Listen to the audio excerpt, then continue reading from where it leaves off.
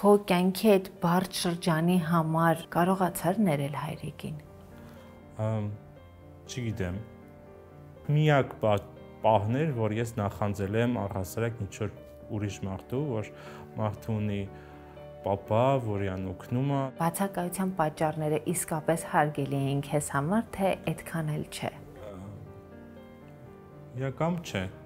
Ոնց որ ես երկար եմ եկել այդ մտքին, մտածել ինքս իմ մեջ, որ սենտիկի չէ, իմ համար այդ ինչպես հարգելի պատճառ չէր։ Մենք կոպիտ ասած փախստական էինք։ Պապաս ոնց որ Եվրոպայում ինչ որ օրենքներ խախտեց, որից հետո նրան ձերբակալեցին եւ 16 տարի կոպիտ ասած ինքը մեր կյանքից բացակայեց։ Երբ հայրդ վերադարձավ տուն, դու 16 տարի իրեն չէիր տեսել, օտարության զգացում ունեիր հայրիկի հետ։ Երևի թե հա, ես չէի զգում, որ ինքը իմ պապան է, ես իր տղան եմ։ Շատ ես երեխայական սպասելիքներ ունեի իրանից։ Ես պատկերացնում եի, որ բոլոր պապաները տենց են, ոնց որ պապիս էր։ Իրական ես եմ բավականին կոպիտ եղել։ Հասկանում ես, ինքը ոնց որ շատ հերվից ուզում էր գար, բայց ես ասում էի շուտ չի ինձ նկատողություն անելու համար։ Նախորդ տարի հայրիկիդ կորցրեցի։ Երբեմն մենք հետ հայաց նայում ենք ինչ որ դրսևորումների մեր վարքի մեջ կամ ինչ որ հարցերի ու մեր մեջ ձևավորվում է մեղավորության զգացողություն։ Ես իրական մտածում էի, որ մինչև պապայիս մահանալը, որ եթե այդ օրը գա, որ կոպիտ ասած ինքը մահանա, ես ծանր չեմ տանի, բայց երբ որ մահացավ, 4-5 ամիս գնացել եմ հոգեբանի մոտ,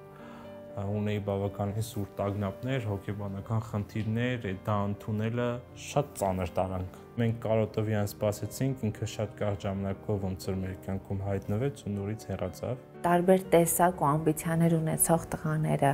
երբեմն ճնշում էին քեզ։ Տղաները բոլորը դեռահասության տարիքում իրար են ուտում։ Իրար ուտելու մեջ կան մարդիկ, որոնք կուլ են տալիս մյուսներին։ Ինձ կուլ են տալիս։ Հա, եղել է։ Եկեք լավ, պարզ, կարճ ասեմ, եղել է։ Ես չի գտնում իմ հետ լեզու, որտեվ ենթադրենք հենց այդ խնդրի վերաբերյալ ես միշտ ասում եմ լավ ռոբոտ չսկամ, խիզախելն ես։ Պատերազմը որ լավ է, պատասխանը չէր ստացվում։ Հիմնական նպատակն էր, որ ես հասնեմ բարձունքների, որ այդ խղճալը ինքս իմ հանդեպ չզգամ, շրջապատնախղճում ես եմ ամենաառաջին հերթին ինքս ինձ խղճում, ինձ տենց պահում, որ ինձ խղճան։ Ես ամաչում էի, որ այդ աշխատանքն է հիանում։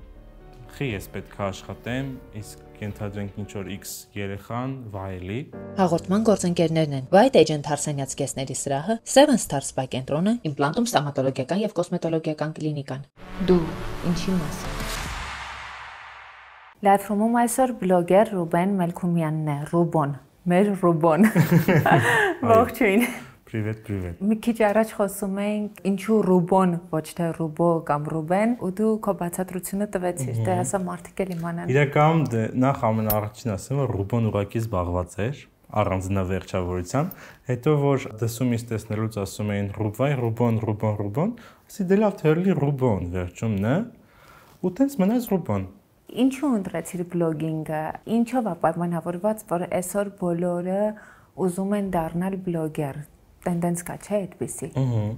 Իրական ոնց որ դեռ փոքրուց ես ուզում էի ինչ-որ հայտնիություն ձեռք բերեի։ Իրական շատ փորձեր ա եղել, բացել եմ պրոֆիլ, վիդեոներ եմ նկարել, հետո ինչ-որ խնդիր ա եղել, օրինակ աղբերներիս հետ որ դեմ էին, ջնջել եմ, թարգել եմ։ Բայց երբ որ արդեն հասա հասուն տարիքիս, սկսեցի վիդեոներ նկարել, բայց առանց կոնկրետ նպատակի, որ ես նպատակ եմ դրել դառնամ հայտնի բլոգեր, ինֆլուենսեր, բայց երբ որ սկսեցի վիդեոներ նկարել, շատ արագ տարածում ոնց որ ձեռք բերեց այդ վիդեոները, ոնց որ ինքստիկյան ակամա թե կամա դարձա բլոգեր։ Ես հիմա նայում եմ տենդը բլոգեր դառնալու, իսկ այդ շատերի մոտ իսկապես տենդի ա վերածվում, որովհետև անհասկանալի հետաքրքրություն կա մարդկանց մոտ մասնագիտության հանդեպ։ Ու եթե անկեղծ ինձ թվում է, որ մարդիկ նայում են բլոգերներին ու մտածում են, որ իրենք բարձր վարձատրվող աշխատանք ունեն ու մոտիվացվում են հենց դրանից, այդպես է։ Իրական ինձ թվում է, հա, դա կետերից մեկն է, որ մոտիվացում են մեր հետևորդները կամ ուղղակի նայողները մեզ, բայց դա միակ կետը չի, առաջի կետը, որ դու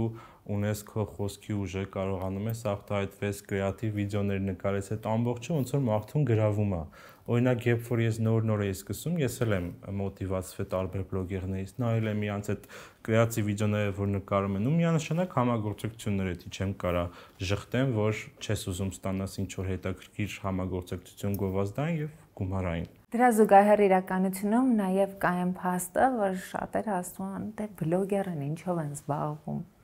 Ու իրոք երբեմն նայում ես, օրինակ կան բլոգերներ, որոնք մանրակրկիտ մշակված կոնտենտ ունեն, ու դու հասկանում ես իրենք ինչի մասին են, ու կան նաև բլոգերներ, որոնք իրոք բանը գործների անունն ինչ է։ Ես։ Իմ վիդեոները, այո, եթե դա նկատի ունեք, իրականում նայեք, տարբերվում են, բլոգինգը ինքան տարբեր sense ենթաճյուղեր ունի, որոնցից մեկը հենց այդ մշակվածը lifestyle բլոգինգով զբաղվող բլոգերներն են, որ պետքա մշակեն էսթետիկ կադրը։ Էսթետիկ մշակման մասին չի խոսքը, բովանդակային մշակման մասն է խոսքը։ Հա, lifestyle բլոգի մեջ ինչ որ բովանդակություն պետքա լինի։ Իսկ երբ որ դու հումորային բլոգեր ես, ավելի շատ պետքա լինի հումոր, որ դու մարդուն զվարճացնես կամ ինչ որ վարկանական էմոցիաներ տաս, որ ինքը ուրախանա կամ ուղարկիր անգերոջը, որ ինքը ավելի շատ թեթևա հեշտ է նկարելը, ոնց որ ավելի դժվար է հումոր գրելը։ Հարց, որը շատ մարդկանց վստահ եմ հետաքրքրում է։ Նմանատիպ բովանդակություն նկարում են տարբեր մարդիկ, մեկի մոտ դա աշխատում է, մյուսի մոտ չի աշխատում։ Ինչով է պայմանավորված, այստեղ կա աստղասվածը, որ պիտի աստղը բռնի լսարանի հետ։ Ես կարծում եմ, որ կա, բայց ոնց որ ես օրինակ փորձել եմ Ռաֆոյի կոնտենտը կրկնել, Ռաֆոն էլ փորձել է իմ կոնտենտը կրկնել, բայց հասկացել ենք, որ իր կոնտենտը, որ ես եմ անում, մոտ չի ստացվում, այսինքն վիդեոն առաջ չի ընկնում, ռեկ չի գնում, նույնն էլ Ռաֆոյի մոտ։ Այսինքն ամեն մարդ պետքա օրինակ ուզում է զբաղվի հումորով, բայց փորձում է կրկնօրինակել ինձ, բայց ինքը պետքա վերցնի ինչ որ մի քանի բաներ ու հարմարացնի իրան։ Ու գտնի կոպիտ ասած իր խարիզմային համապատասխան ինչ որ sense մի բան։ Իդեպ քո ու Ռաֆոյի նմանության մասին մենք մինչև հարցազրույցը խոսում ենք ու ես էլ քեզ անկեղծ իմ ուղիղ կարծիքը ասացի, որ երբեմն նայում ես բլոգերներին ու չես կարողանում տարանջատել։ Ընդհանուր ոճային նմանություն կա։ Այս նմանությունը ձեզ խանգարում է, թե չէ։ Ժամանակը եղել որ խանգարում էր, երբ որ ուղղակի ինձ ասում էին, վայ Ռաֆոյի հետի տղան, այդ ժամանակ բավականին խանգարում էր, որտեվ ես նոր էի, մինի բլոգեր էի, 10-15 հազար հետևորդ ունեի, ու այդ ժամանակ ոնց որ դու ունեիր այդ կարիքը, որ քեզ որպես անհատ ճանաչեին, բայց ժամանակի ընթացքում ոնց որ արդեն սկսեցի վերաբերվել, ու օքեյ է, всё-таки հայտնի բլոգերի հետ սկսնակ ինչ որ բլոգերա, դա նորմալ է, որ ինձ ասոցացնելու են Ռաֆոյի հետ։ Նաև նորմալ եմ համարում այն, որ մեր կոնտենտները ինչ որ չափով նմանվել է, որտեվ մոտ ընկերներ ենք, իրար հետ կոպիտ ասած հաց ենք կիսում ու նմանվում ենք։ Ցանկացած մարդ, որ մեկի հետ երկար աշփվում ու ամբողջ օրը իրար հետ անցկացնում, ինչ որ բառեր, խոսքեր պահելաձևով նմանվում է։ Դրա հետ օքեյ եմ, ամբողջովին օքեյ եմ ու դա նորմալ է, բայց կոնտենտային զգում եմ տարբերություն։ Ոնց որ Ռաֆոն իր վիդեոների մեջ խոսքով է փորձում հումոր անի ու հանդիսատեսին հետևորդներին գրավի, իսկ ես ավելի շատ կերպարային, որ ես խնդալու լինեմ, ընդ չգիտեմ, ժեստեր, ընկնեմ եւ այլն եւ այլն, այդ է տարբերությունը։ Ռաֆոյի հետի բլոգերը պիտակից կարողացել ես ազատվել։ Դե կան հելը մարդիկ, որտեղ ինձ ասում են, բայց արդեն տենց չեմ նեղվում։ Հակառակը, նու ճանաչում են, էլի ճանաչելու ձևա։ Բայց հիմա մեզ պատմիր, ստացվում է, ընկերություն արեցիր Ռաֆոյից, ոգեշնչվեցիր եւ որպես մրցակից զարգացար իր կողքին, հա։ Կարելի է եւ տենց ասել, ինչու ոչ, բայց ոնց որ իրականում շատ եմ գնահատում Ռաֆոյի ներդրումը իմ կյանքում որպես բլոգեր, բայց ես արդեն իրականում հայտնիություն ունեի միջև Ռաֆոյի հետ ծանոթանալը, ինքը կոպիտ ասած կարելի ասել ուղղորդել է ճիշտ ճանապարհը, որտեղով որ գնամ, որ ամեն ինչ ոնց որ օքեյ լինի, գուդ լինի։ Ընկերությունը չի տուժում մրցակցությունը։ Ընդհանրապես չի տուժում, ոնց որ ինքը նայեք, եթե ես լինեի մոտ իրան, ես ընդունում եմ, որ ինքը բավականին մեծ աուդիտորիա ունեցող բլոգեր է, ես դեռ միջին։ Ու դա նորմալ չի, որ ես ինձ սկսեմ ինձ համեմատել իր հետ, կամ առհասարակ ինչ որ մեկի հետ։ Չէ։ Հա։ Չէ, անկեղծ Եվին դու տվիր այդ միտքը։ Կյանքում իան չեմ հակառակորդ ընդունել։ Հակառակորդ չէ, մրցակից։ Մրցակից լավ դե հոմանիստներ։ Չէ, չի եղե, Բլոգինգից ուզում եմ անցում կատարենք քեզ որպես մարդ ու հասկանանք, ճանաչենք, թե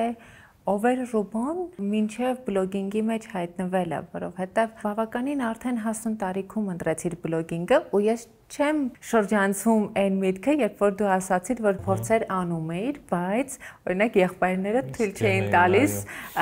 շարունակելու։ Ճնշում էին քեզ։ Ոնց որ քանի որ եղբայրներս մի քիչ քարտ էին, ասենց ասեմ, իսկ ես ունեմ շատ բավականին մեծ եղբայրներ։ Հաղորդումից հետո եղբայր չի ունենալու։ Սկզբում շատ դեմ էին, որտեվ իրական ես է դեմ կլնեի, այն ժամանակ ինչ վիդեոներ էին անում, ոնց որ ջնջի, ամոթա կգան կասեն եւ այլն եւ այլն, բայց երբ որ վերջնական ոնց որ վերջին քայլս արեցի, ու երբ որ իրանք հասկացան, որ նենց բան չեմ անում, որ ինչ որ մեկը գարա իրանց բան ասի, ու երբ որ սկսեցի գումար աշխատել այդ վիդեոներով, իրանք ասացին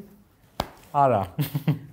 Որ բլոգերը գալիս է ինձ մոտ ու պատմում է, որ ընտանիքը դեմ էր, ասում են հենց սկսեցի գումար աշխատել, վերաբերմունքը փոխվեց։ Այս շատ չի նյութականացնում երազանքը։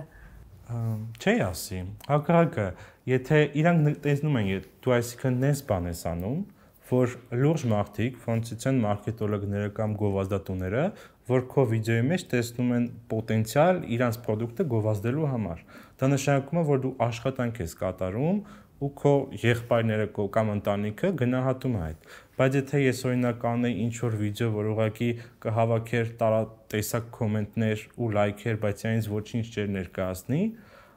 իրանք միանշանակ նորից կշարունակեն իրանց միտքը պնդել։ Ամեն դեպքում շահը չի գալիս առաջին պլան։ Գալիս է միանշանակ, բայց ոնց որ մեկը մյուսին չի խանգարում։ Դու եղբայրներիդ մեջ ինչ որ առումով իրենց այդ խստության մեջ ճնշում էիր։ Ժամանակին հա, հիմա ընդհանրապես չէ, ես եմ իրանց ճնշում։ Ոնց է ստացվում ճնշելը։ Նյութականով։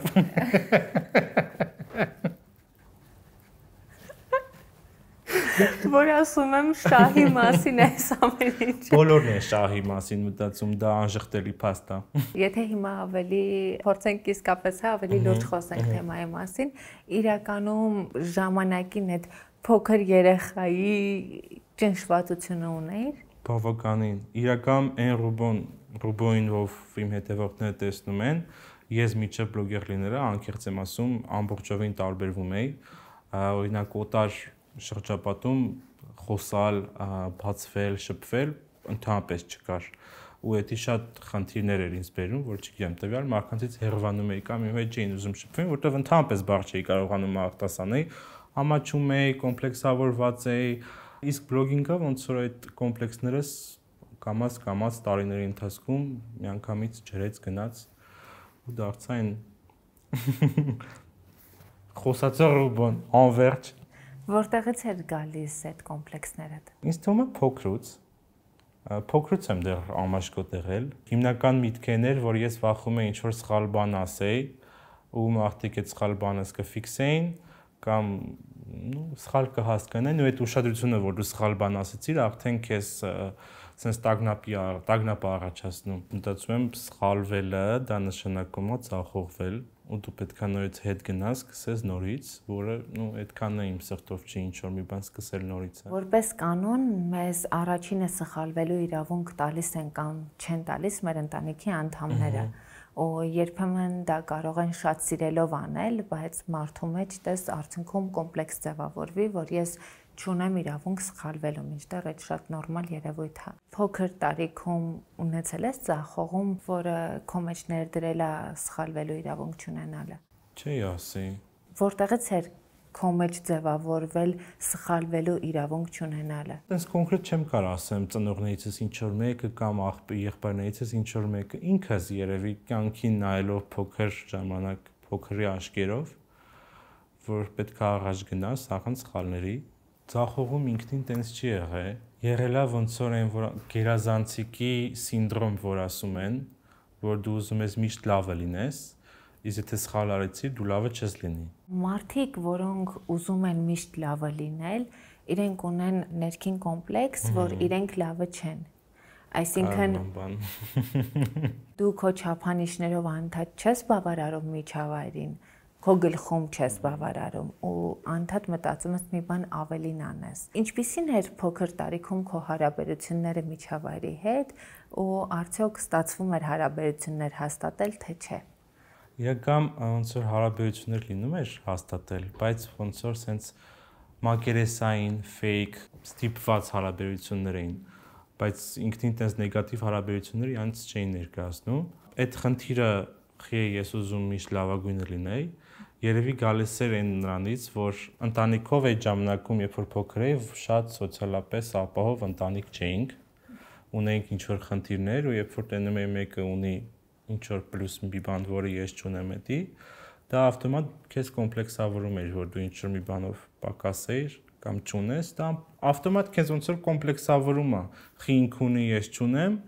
ու դու ոնց որ քեզ տարանջատում ես մնացած երեխաներին ու տենց փակվում։ Միջավայրում եւս դա մատնանշում էին, որովհետեւ երեխաները երբեմն կարող են շատ դաժան լինել։ Երեխաները չէ, ավելի շատ գիտես, օրինակ կարամ օրինակ բերեմ, երբ որ քեզ մի դասարանից տեղափոխում են անվճար դասարան ու բոլոր երեխաները այդ պահը տեսնում են, որ դու այսինքն ունես խնդիրներ, որ դու չես կարող վճարեն կենտրոնային գրքերի համար։ Դու սովորական դպրոցում չես սովորել։ Հանրակրթական դպրոցում։ Կրթական դպրոցում եմ սովորել 119 ֆրանսիական, բայց չեմ հիշում, ուղղակի այնտեղ կար, որ գրքերի համար վճարում էիր, կար այլ դասարան, որ գրքերի համար չէիր վճարում։ Հազար ներողություն, ես ուղղակի չգիտեմ, հիմա դպրոցներում այդպես է, թե այսինքն դա դպրոցի համակարգ էր, թե ուղղակի միայն այդ դպրոցում էր այդպես, որովհետև եթե որևէ երեխայի համար սահմանվում է ինչ-որ կարգ, որ գրքերի համար չպիտի վճարի, դա անպայման չի քննարկվի այսպես հանրային ձևով, հա։ Ինչ տարբերություն է, երեխան կարող է սովորել այն դասանում, որտեղ նաև վճարում են։ Դա ինքան չեմ հիշում։ Ես ուտ մենակ այդ էմոցիան եմ հիշում, որ ինձ այկան ասեցին, ոնց որ դուք այսօրվանից այս դասարանում եք, ու հետո ոնց որ ընտանիքս բացատրեց ինչու՞մն է կանում խնդիրը։ Իհարկե այդ տևեց մոտավորապես շաբաթ-երկու շաբաթ, որտեվ ինտեգրացիան այդ դասարանի հետ ընդհանրապես չէր ստացվում։ Դա համար մեզ ոնց որ կոպիտ ասած ստիպված տարան հետ նույն դասարանը, որտեղ ինչ որ վճարովի բենեֆիտներ կային կոպիտ ասած էլի։ Ես ճիշտն ասած չգիտեի, որ մեր դպրոցներում այդպիսի կարգ կա, չգիտեմ դա մի դպրոցում է, թե տարբեր դպրոցներում է, բայց հուսով եմ, որ այդ հիմա արդեն չկա, որովհետև անվճարն ու վճարովին բաժանել դասարանների այդ մի քիչ աբսուրդ, մի քիչ չի աբսուրդ։ Աբսուրդ է մանավանդ երեխաների համար, որ հաճելի չի երեխային տեսնելը, որ իրան տարան, որովհետև մի երեխան ինչ-որ մի բանով առավել է, իսկ դու չէ։ Ռուբեն Լայֆրումի գործընկեր իմպլանտում ստոմատոլոգիական եւ կոսմետոլոգիական կլինիկայի կողմից քեզ նվեր քարտ կարող ես օգտվել։ Իմպլանտումի հիմնադիրը Հայաստանի գլխավոր ստոմատոլոգն է Դավիթ Մաթևոսյան, ունեն նաեւ կոսմետոլոգիական նորաբաց կլինիկա, որտեղ բազմաթիվ ծառայություններ են մատուցում, այնպես որ կարող ես օգտվել քո նվեր քարտից ու վստահ եմ շատ կոհես մնալու։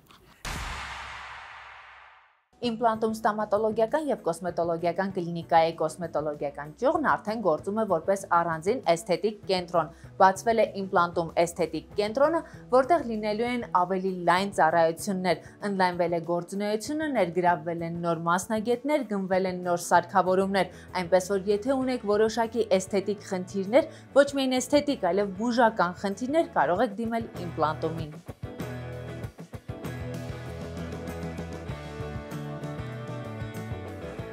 Կլինիկայի հիմնադիր Ելենա Ադամյանը մեզ կպատմի իմպլանտումի ընդլայնված կոսմետոլոգիական գործունեության մասին։ Ողջույն Ելենա։ Ողջույն Ամալիա։ Ինչ գործունեությամբ է ներկայանում իմպլանտում էսթետիկ կենտրոնը։ Երբ մեր կլինիկայում հիմնադրվեց կոսմետոլոգիայի բաժանմունքը, թաքուն մեր մտքերում, ունեինք, որ պետք է անպայման ունենանք մեծ կլինիկա, բայց ձևաչափի մասին դեռևս չգիտեինք, չէինք կողմնորոշվում եւ տարիների փորձը, բուժառուների հարցադրումը եւ խնդիրները մեզ ստիպեցին մտածել այսպիսի ձևաչափ բացելու, այսինքն ընդգրկելու ամբողջ դերմատոլոգիայի սպեկտրը։ Այստեղ ոչ միայն կիրականացնենք էսթետիկ բժշկական միջամտություններ եւ կոսմետոլոգիական միջամտություններ, այլև բուն մաշկաբանությանը վերաբերվող խնդիրներ, հիվանդություններ, ինչպիսիք են պսորիազը, սեբորեա, նաեւ տրիխոլոգիան է իր մեջ ներառված, մազաթափության հետ կապված ալոպեցիաներ եւ բազմաթիվ խնդիրներ, որոնք բերում են մազաթափության։ Այստեղ մենք ունենք կլինիկայում կլինիկայում հատուկ սենյակ, որտեղ իրականացվելու է նաև մազերի փոխպատվաստում։ Նաև լինելու է պոդոլոգիա, որը իր մեջ ներառում է ոտնաթաթերի եւ ձեռքերի սնկային հիվանդություններ, եղունգների սնկային հիվանդություններ, նաև ներաճած եղունգների խնդիրներ։ Դուք մասնագիտությամբ դերմատոլոգ եք ու ըստ էության հնարավորություն եք ստանում շատ ավելի խորանալու ձեր մասնագիտության դերմատոլոգիայի տարբեր ճյուղերի մեջ։ Ըստ էության իմպլանտումը դառնում է նաև բուժական կենտրոն հենց մաշկաբանության տեսանկյունից։ Այո, անպայման բուժականը շատ շեշտադրված է այս պահին մեր կլինիկայում։ Նաև ունենք ախտորոշում։ Ես ինքս նաև լինելով ախտորոշիչ բժիշկ ռադիոլոգ, շատ կարևորում եմ նաև ախտորոշումը։ Այդ իսկ պատճառով մեր կենտրոնը ձեռք է բերել skin analyzer սարքը, այսինքն սկանավորող սարքը, որը մեզ հնարավորություն է տալիս մաշկի մասին ինֆորմացիա իմանալ եւ կազմակերպել ճիշտ բուժական պլան եւ իհարկե նաեւ նշանակել ճիշտ տնային խնամքը։ Մի քանի օր առաջ ես ձեզ մոտ ներկա էի նոր սարքի շնորհանդեսին, ըստ էության կենտրոնը համալրել եք նաեւ նոր սարքավորումներով։ Ինչ սարքավորումներ եք ներառել կենտրոնում։ Վերջերս տեղի ունեցավ մեր կլինիկայում Viora սարքի շնորհանդեսը։ Այս սարքը իսրայելական սարք է եւ դեռևս միակն է Հայաստանում։ Դեռևս ունենք միայն մենք մարմնի եւ դեմքի կորեկցիաների եւ երիտասարդացման մաշկի հետ աշխատելու շատ հնարավորություններ է այս սարքը մեզ տալիս։ Ունենք հայտնի մեր մաշկը ախտորոշիչ սարքը, ձեռք ենք բերել հիդրոմակրող սարքը, դա հայտնի է բոլորիս հոլիվուդյան մաքրում իրականացնող, այսինքն ջրի հետ մեկտեղ անտիսեպտիկ նյութերով է իրականացնում, ատրավմատիկ մեթոդներով է իրականացվում մաքրումը, բավականին խորը մաքրում է իրականացնում եւ խորը նաեւ խոնավեցում է տալիս։ Դա ենթադրում է դեմքի խնամք, թե նաեւ մարմնի խնամք։ Ոչ, սա դեմքի խնամքի, պարանոցի եւ լանջաբացվածքի համար է նախատեսված։ Եվ ունենք նաեւ մեր պրեսոտերապիան, լիմֆոդրինաժ իրականացնող, այսինքն այտուցները օրգանիզմից հանող սարք, որը նաեւ բերում է ծավալի որոշակի փոքրացման։ Այսինքն նիհարեցման այլընտրանքային տարբերակ է։ Այո, մենք կենտրոնում նաեւ ունենալու ենք սննդաբան, ում խորհրդի շնորհիվ ունենալու ենք ճիշտ նիհարեցում եւ այս սարքերը օգնելու են, որպեսզի մենք նաեւ գեղեցիկ նիհարենք։ Այստեղ ունեք նաեւ նոր սենյակ, որը վիրահատական է, բայց որքան ես գիտեմ, իմպլանտումում վիրահատություններ չեք կատարում, թե ինչ-որ բան բաց եմ թողել։ Այո, ճիշտ եք, մենք ունենք այժմ մանիպուլյացիան փոքր սենյակ, որը իրենից ներկայացնում է ստերիլ սենյակ, որտեղ իրականացվելու են այնպիսի պրոցեդուրաներ, որտեղ պետք է անպայման պահպանել այդ կանոնները, այդպիսիք են մազի փոխպատվաստումը, մարմնի ֆիլերները։ Մեր կենտրոնում իրականացվել է ոչ միայն դեմքի էսթետիկ ներարկումներ, այլ նաև մարմնի էսթետիկ ներարկումներ են կատարելու բոտուլինոթերապիա եւ ֆիլերների միջոցով։ Եվ տեղային ազգայացմամբ իրականացվող փոքրիկ էսթետիկ միջամտություններ։ Ինչ միջամտությունների մասն է խոսքը։ Քանի որ իմ աշխատանքային process-ում շատ հաճախ են հնչում, չենք ուզում կատարել շրթունքի ագումենտացիա, ցանկանում են կատարել թեթևակի միջամտություն վիրահատական, դա բուլխորն է։ Այսուհետ մեր կլինիկայում կունենանք այդպիսի ծառայություններ, որոնք փոքրիկ կտրվածքների շնորհիվ հնարավոր է տեղային ազգայացմամբ ունենալ նաև փոքրիկ փոփոխություններ դեմքին։ Ելենա, դուք նաև դասախոսում եք բժշկական համալսարանում ու ինչպես հասկանում եմ, իմպլանտումում եւս սկսել եք ինտեգրել ուսուցման process։ Այո, ինչպես նկատեցիք, մենք ունենք դասասենյակ, այստեղ գալու են Երևանի Պետական Բժշկական Համալսարանի ուսանողները։ Ես դասավանդում եմ արդեն 11 տարի եւ շուտով նաև կլինեն նաև իմ անհատական ուսուցումները, արդեն ավելի նեղ մասնագիտական։ Շատ լավ, շնորհակալ եմ ու հաջողություն եմ մաղթում գործունեության նոր ձևաչափում։ Ես էլ եմ շնորհակալ։ Ելենայի ինստագրամյան էջն ու իմպլանտումի տվյալները կթողնեմ հաղորդման նկարագրության բաժնում։ Զգացողությունը քեզ մոտ ճնշվածություններ, որ դասարանդ փոխել ես այդ պատճառով։ Ինչպես էիր կարողանում ինքդ քեզ համոզել, որ սա մեծ խնդիր չէ, թե դու չէիր փորձում քեզ համոզել դա։ Համոզում էի։ Հիմա էլ եմ համոզում շատ հարցերում, որ ենթադրենք փոքր ժամանակ ասում էի ոչինչ։ Կմեծանամ, կփոխվի, կմեծանամ, կփոխվի։ Ու ոնց է այդ համբերությունը ես միշտ ունեցել եմ, գիտակցել եմ, որ կոպիտ ասած ես երեխա եմ, ոչինչ չեմ կարող անեմ 13, 12, 10 տարեկանում։ Ու ոնց է այդ համբերության բաժակը ձեռքս նստած սպասում էի։ Ու դա բերեց քեզ նրան, որ 15 տարեկանից արդեն սկսեցիր աշխատել։ Սոցիալական խնդիրները մի կողմից ձևավորում են պինդ ու շատ դեպքերում նաև աշխատասեր մարդկանց, որովհետև վերաբերմունք է ձևավորվում աշխատանքի հանդեպ։ Մյուս կողմից դու կարող ես նայել, որ շատերը քո տարիքում ոչ թե աշխատում են, այլ ֆուտբոլ խաղում բակում ու մտածես, որ դու էլ ես դա ուզում։ Իհարկե հասուն տարիքում որպես կանոն հասկանում ենք ինչ լավ էր, որ այն տարիքից աշխատել ես, բայց այդ տարիքում ձևավորվում է ինքդ քեզ հետ կռիվը, թե ինչի պիտի իմ կյանքը այսպեսին լինի։ Դու այդ կռիվը ունեիր։ Դե հա, իհարկե, ոնց որ այդ 3 ամիսը իմ համար ոնց որ մի 10 տարի անցներ, շատ ահավոր էր անցնում։ Ու ոնց որ ամեն օր ես ինչ որ պատճառներ էի բերում, կարող է все-таки չաշխատեմ, կարող է ինչ ուրիշ աշխատանք գտնենք, տենց ինչ որ կոպիտ ասած նամյոկներ փորձել եմ հասցնել, բայց դե ոնց որ ապարդուն էր։ Մտքեր ունեի, որ խի ես պետք է աշխատեմ, իսկ ենթադրենք ինչ որ X երեխան վայելի, բայց ոնց որ դա չնչին մտքեր ա եղել, երբ որ դու հոգնած ես լինում։ Այդ ժամանակ է այդ միտքը գալիս, որ կարար չէ օրինակ ես է տենց լինեի, կարայի չէ ոնց որ ես այդ հնարավորությունները ունենայի։ Բայց դրանից հետո գալիս է այն մտքին, որ կոպիտ ասած այդ երեխայի ֆուտբոլի համար վճարել է իր ծնողը, իսկ այդ ֆուտբոլի համար ես վճարում եմ ինքս, ու այդ ինձ ավելի էր ոնց որ մոտիվացնում ինքս ինձ լավ է զգում կոպիտ ասած։ Որն էր քո առաջին աշխատանքը։ Առաջին աշխատանքս 14-15 այդ ժամանակաշրջանում եմ աշխատել, ամառային արձակուրդների ժամանակ դեռ դպրոց էի հաճախում։ Գարեջրի գործարանում ակցիզ էի փակցնում հենց այդ ամեն մի շշի վրա։ Իրականում ինքան չէի ուզում դե աշխատեի, անկեղծ եմ ասում։ Երևի երկրորդ օրը գնացել պապիս ու մայրիկիս խնդրել էի, որ կլին չգնամ, որտեվ ահավոր էր, չգիտեմ այդ ինչ էր։ Ընտանիքիդ անդամներն էին գտել աշխատանքը քեզ համար։ Ընտանիքից անդամներն էին գտել։ Նու իրոքից ահավոր էր, չգիտեմ։ Միջավայրը թե աշխատանքը։ Աշխատանքը օքեյ էր, հետաքրքիր էր ոնց ասեն, ճճճճ այնպես բան չէր ներկայացնում, բայց այդ միջավայրը, տարածքը, որ դու գիտակցում ես, որ դու ուրիշ ես, այդ քո տեղը չի, կոպիտ ասած։ Այդ մարդիկ լրիվ ուրիշ աշխարհայացք ունեն, դու չես հասկանում իրանց աշխարհայացքը, իրանց շփման ձևը իրար հետ։ Ուզում էիր փախնել այդտեղից, բայց դե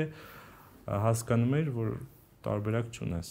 Ընդամենը 3 ամիս է, Ռուբ ջան, պետքա դիմանաս։ Դիմացար։ Դիմացա, այո, դիմացա։ Դա ինչ որ առումով մարտահրավեր էր, որ նետեցիր քեզ։ Այդ ժամանակ չի հասկանում այդ մարտահրավեր ասվածը ինքնին էլի։ Ամեն օր 4-0 էի անում, հետո հասկանում էի, որ ախր գումարի համար եմ անում, որը սեպտեմբերի 1-ին իսկ անամ սիրուն բաներ աղրեմ։ Ոնց որ հիմնական նպատակը այդ էր։ Այդ 3 ամսի մեջ նենց էինք պայմանավորվել, որ իմ աշխատավարձը կտային 3 ամիս հետո։ Չգիտեմ, դա ինչ տանջանքեր է, ինչ պայմանավորվածություն է։ Աշխատավարձս ամբողջովին ծախսվեց իմ սեպտեմբերի 1-յան ծախսերի համար, հագուստ, պայուսակ, տետեղներ, գրքեր։ Իսկ այդ զգացողությունը, երբ ինչքան էլ չուզելով էիր աշխատում, բայց դու վճարում ես քո աշխատանքով, ինչպիսին է։ Մինչև հիմա ոնց որ ես դա զգում եմ ու այդ զգացողությունը զգում եմ ու ինձ ահավոր է դուր գալիս։ Ու երբ որ դու արդեն այդ գումարով գնացիր խանութ, առար ինչ պետքա, այդ ժամանակ արդեն հաճույքն էր։ Ամառային արձակուրդները ավարտվեցին, աշխատանքդ ավարտվեց։ Հետո այլ աշխատանքներով զբաղվելու առիթներ եւս ունեցար։ Այո, երևի այդ առաջի աշխատանքից հետո մի քիչ ավելի լավ աշխատանք գտան ու տարիքիս համապատասխան 15-16 տարիքիս Երևան մոլում աշխատում էի քաղցր բամբակի տաղավարում որպես քաղցր բամբակ պատրաստող եւ վաճառող,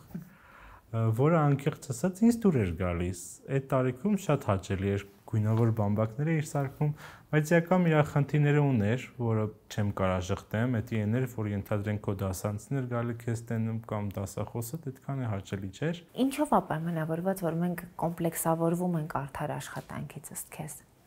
Հա, ինքան դժվար հարց է տալիս, որ ես կարամ պատասխանեմ, որ դու վախում ես այդ մարդին ինչ կմտածի քո մասին։ Որովհետև դու արդար աշխատանքով ես զբաղվում։ Ես հիմա եմ դա ընդունում, բայց ես իրականում հասկանում եմ, որ մենք հասարակության մեջ ունենք այս կարծրատիպերը, այնպես չի, որ ես իրականությունից կտրված եմ տալիս հարցը։ Ուղղակի ուզում եմ այս զրույցի միջոցով նաև եւս մի անգամ այդ երևույթի տեղ լինելու մասին խոսենք։ Դու ամաչում ես, որովհետև դու արդար աշխատանք ես անում։ Ես ամաչում եի, որ այդ աշխատանքն է անում։ Երբ որ տենում էի իրանց, հասկանում ես, ոնց որ եթե իրանց չի տենում, ինձ դուր էր գալիս, բայց երբ որ տենում էի, ենթադրենք դպրոցից մարդեր գալիս ինձ տենում էր, հա իհարկե ամաչում էի։ Ամաչում էի այն մտքից, որ ինքը կմտածի աղախի աշխատում էլի, ոնց որ խնդիր ունեին, տենց վիճակ պատկերացրեցիր։ Ես ամաչում էի, որ բավոր մոտիկանա ուզենա ես իրան սպասարկեմ։ Իսկ մարդկանց վերաբերմունքը ինչպիսին էր, որովհետև երբեմն ծանոթ մարդիկ կարող են իսկապես ստեղծել այդ անհարմար դրությունը, որը իրականում քեզ համար անհարմար դրություն չէ, բայց կարող են այդպիսի իրավիճակ ստեղծել ու հակառակը կարող են այնպես մոտենալ, որ դու հասկանաս, որ շատ իզուր որ նեղվում ես։ Իրականում տենց է եղել, այդ ամաչել էի մտքում էր, բայց այն մարդիկ ովքեր մոտիկացել էին, նենց էին հետը շփվում, որ ամեն ինչ իդեալական էր, մի բան է դու քեզ լավ էիր զգում, մերսի էին ասում։ Քաղցր բամբակից հետո 17-ից 19 աշխատել եմ որպես բարիստա freshman, դա էլի Երևան մոլում էր, բամբակի հետևի տաղավարներ։ Երևան մոլի գովազդ ենք անում, բայց լավ արեցինք Երևան մոլ ջան, այս մարդուն հրավիրեք գովազդի, տեսեք։ Հետաքրքիր լուծումներ կարող եք տալ։ Սա կյանքս ձեզ եմ տվել։ Դրանից հետո արդեն եկավ այն աշխատանքով, որ շատ էի սիրում, անկեղծ շատ էի սիրում, այդտեղ ձևավորվեց իմ ճաշակը,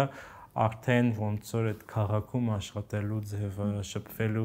աշխատում էի Թոմի Հիլֆիգերում ու Կելվին Քլեյնում որպես վաճառող խորհրդատու, այդտեղ 2-3 տարի մնացի։ Դրանից հետո զբաղվել եմ double broker-ից, վստահ եմ շատ տղաները գիտեն այդ որ աշխատանքն է, չգիտեմ դու գիտես թե չէ, դա երբ որ դու ստեղից զբաղվում ես Ամերիկայի նահանգից նահանգ բեռնափոխադրումներով, 3 տարի մոտապես դրանով զբաղվեցի։ Դա երևի վերջին ոչ մասնագիտական աշխատանքն էր, որը ես կատարում էի։ Ու արդեն երազանքները սկսեցին ու արդեն ոնց բացվեց։ Ու դե ստացա հաճախեցի դասերի դե UI UX-ի, գտա մասնագիտությունս ու Ռուբեն եկավ։ Ռուբեն, ըստ էության այդ սոցիալական բարդ պայմանները գալիս էին նրանից, որ մայրիկը դժվարությամբ էր, կարողանում միայնակ ապահովել կարիքները, որովհետև եւ պիտի աշխատեր եւ զբաղվեր երեխաների խնամքով։ Իրականում մայրիկս շատ բաներով զբաղվել։ Միջև տվյալ պահին մամաս աշխատում է դեղատանը որպես դեղագործ, արդեն 10 տարի է ինչ, բայց միջև այդ տարատեսակ աշխատանքներ, օրինակ, չգիտեմ, սուպերմարկետում որպես վաճառող, դա ինձ առաջ փռում որպես հրոշակագործ։ Մամաս մեզ փորձում էր ամեն ինչով ապահովել, ու ոնց որ այդ երջանիկ պահերն են, որ ես հիշում եմ։ Իրականում հիմա որ հիշում եմ, տխրում եմ, որ փոքր ժամանակ ինձ նենց բաներ էի պահանջում, որ ես հասկանում էի, որ ինքը չի կարա դա տա, բայց ամեն ինչ անում էր, որ տա։ Դա իրականում շատ տխուր էր, որ նո լավ ռոբոտ չէր հասկանում այդ պահին, որ այս կնիկը տանջում ես այդ կնգան խղճին ես նստում։ Դա համար հիմա ոնց որ փորձում եմ մաման ինչ տվել է իրան հետ տամ, կոպիտ ասած։ Իսկ ինչ էր ուզում։ Սիրուն շորեր էի ուզում, չգիտեմ, ընդ սիրուն ջինսեր, սաղոջկա, վերնաշապիկ, բոթաս, ինչ որ խանութից բրենդային։ Ու դա ոնց որ շատ էի ուզում։ Ես երազում էի փոքր ժամանակ մտնեի բրենդային խանութ, դե այն ժամանակ չկար տենց շատ բրենդային էր, Նյու Յորքերն նոր էր բացվել, երազում էի այդտեղ մտնեի, ու ոնց որ դու մտնում ես մամայի հետ, քեզ շոր ես աղրում, ու սենց այդ տոպրակով դուրս ես գալիս, սենց նո չգիտեմ, աշխարհը քոնն էր, որպես երեխա, վсё, դու ինչ որ One Direction-ի 6-րդ անդամն ես, քեզ լավ ես զգում, ու մինչև հիմա ես այդ զգացողությունը ունենում եմ, որ ենթադրենք մտել եմ ինչ որ ավելի բարձր բրենդի խանութ, ինձ բոթաս եմ առել, ուրեմն կարացել եմ Ռուբ ջան։ Իրական մամաս գնում էր, ոչ շատ հաճախակի իհարկե, բայց գնում էր, բայց հիմա եմ գիտակցում, որ լավ, հիմա է իսկի իմ համար այդ ինչ ուզել եմ, նու թանկ։ Բայց գնում էր, տխուր էր իհարկե, որ ուզում էի, որ հիմա հետ գոյս ընդ մի հատ հանգստացի։ Որ տարիքում սկսեցիր գիտակցել, որ երբեմն երբ մայրիկինից ինչ որ բան ես ուզում ու մայրիկը ասում է չեմ կարող, այդ գուցե ավելի ծանր է մայրիկի համար, քան քեզ համար, որ ինչ որ բան ուզում ես ու չունես։ Երևի արդեն մեծ էի ցավոք սրտի, որ այդ ժամանակ գիտակցեցի, երբ որ արդեն 19-20 տարեկան էի, հասկացա, որ չպետք է տենց անեի, բայց դե ես գալիս եմ այն փաստին, որ երեխա է, զուտ չէի հասկանում։ Բնականաբար, որ գիտակցեիր չէի անում։ Հենց այդպես ձևավորվեց քո աշխատելը, այսինքն դե գնա աշխատիր, ինքդ քեզ համար գնիր։ Չէ, տենց չի եղել ընդհանրապես, հենց դա որ աշխատում էի, աշխատելուց հետո էլ էի պահանջում, որտեղ երբ որ դասերը սկսում էին, ես ցավոք սրտի չէի աշխատում, չէի կարող էլի դասերի հետ համադրեի։ տենց չի եղել, ոնց որ չեն ասել, թե ինչ որ մի բան ուզում ես, պետք է աշխատես, այլ եղել է ընտանիքին օգնելու համար պետք է աշխատես։ Բայց չի պատկերացնում, որ աշխատանքից ներկայացնում էր գարեջրի գործանում ակցիզ խփելը, կպցնելը։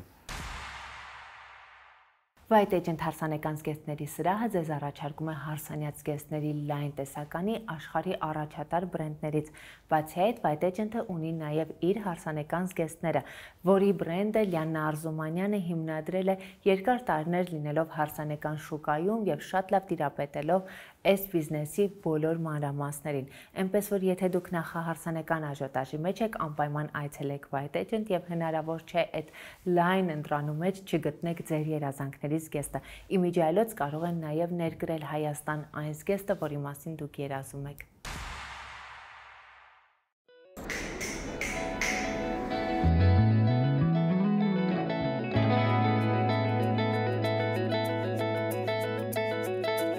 Դե հիմա ասեք, կպատկերացնեք, որ այս շքեղ եւ յուրահատուկ լուծումներով հարսանեկան զգեստը հայկական Վենա Ամարիս բրենդից է։ Այո, սա հայկական բրենդ է, որը կարվում է արտերկրում եւ հիմնադրել է White Agent հարսանյաց զգեստների սրահի հիմնադիր Լիաննա Արզումանյանը, երկար տարիներ աշխատելով հարսանյաց զգեստների համաշխարհային տարբեր բրենդների հետ։ Վենա Ամարիսի տարբերվող տեսականին ձեզ հաստատ անտարբեր չի թողնի, սակայն White Agent-ում ներկայացված են ոչ միայն այս, այլև համաշխարհային առաջատար բրենդների հարսանյաց զգեստները։ Ընդ որում դուք այստեղ կարող եք ընտրել ձեր երազանքների հարսի զգեստը եւ եթե այն նույնիսկ արկա չէ, White Agent-ը կապահովի դրա ներկրումը Հայաստան հատուկ ձեզ համար։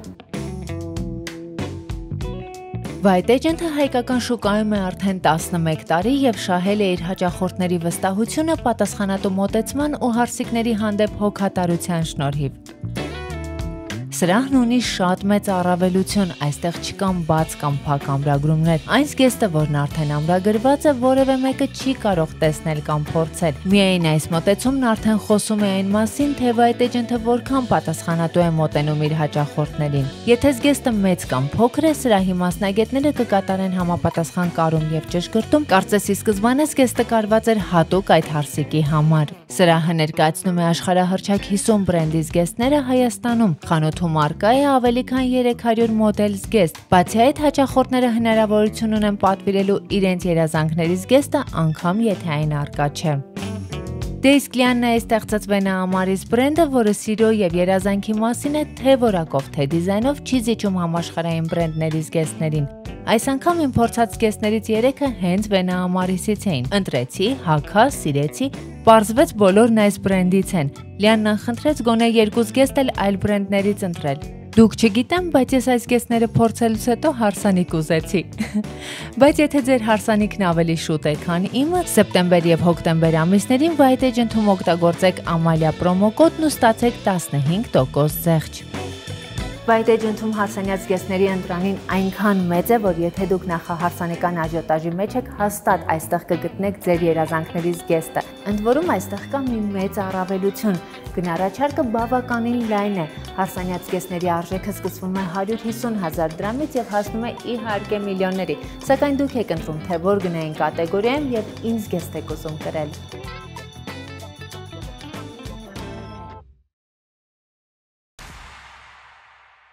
Կյանքի այդ հանգամանքները ստեղծվել էին ու գուցե այդպեսին չլինեին, եթե ձեզ հետ լիներ հայրիկը։ Հայրիկի հետ քո հարաբերությունները ինչպիսին էին ու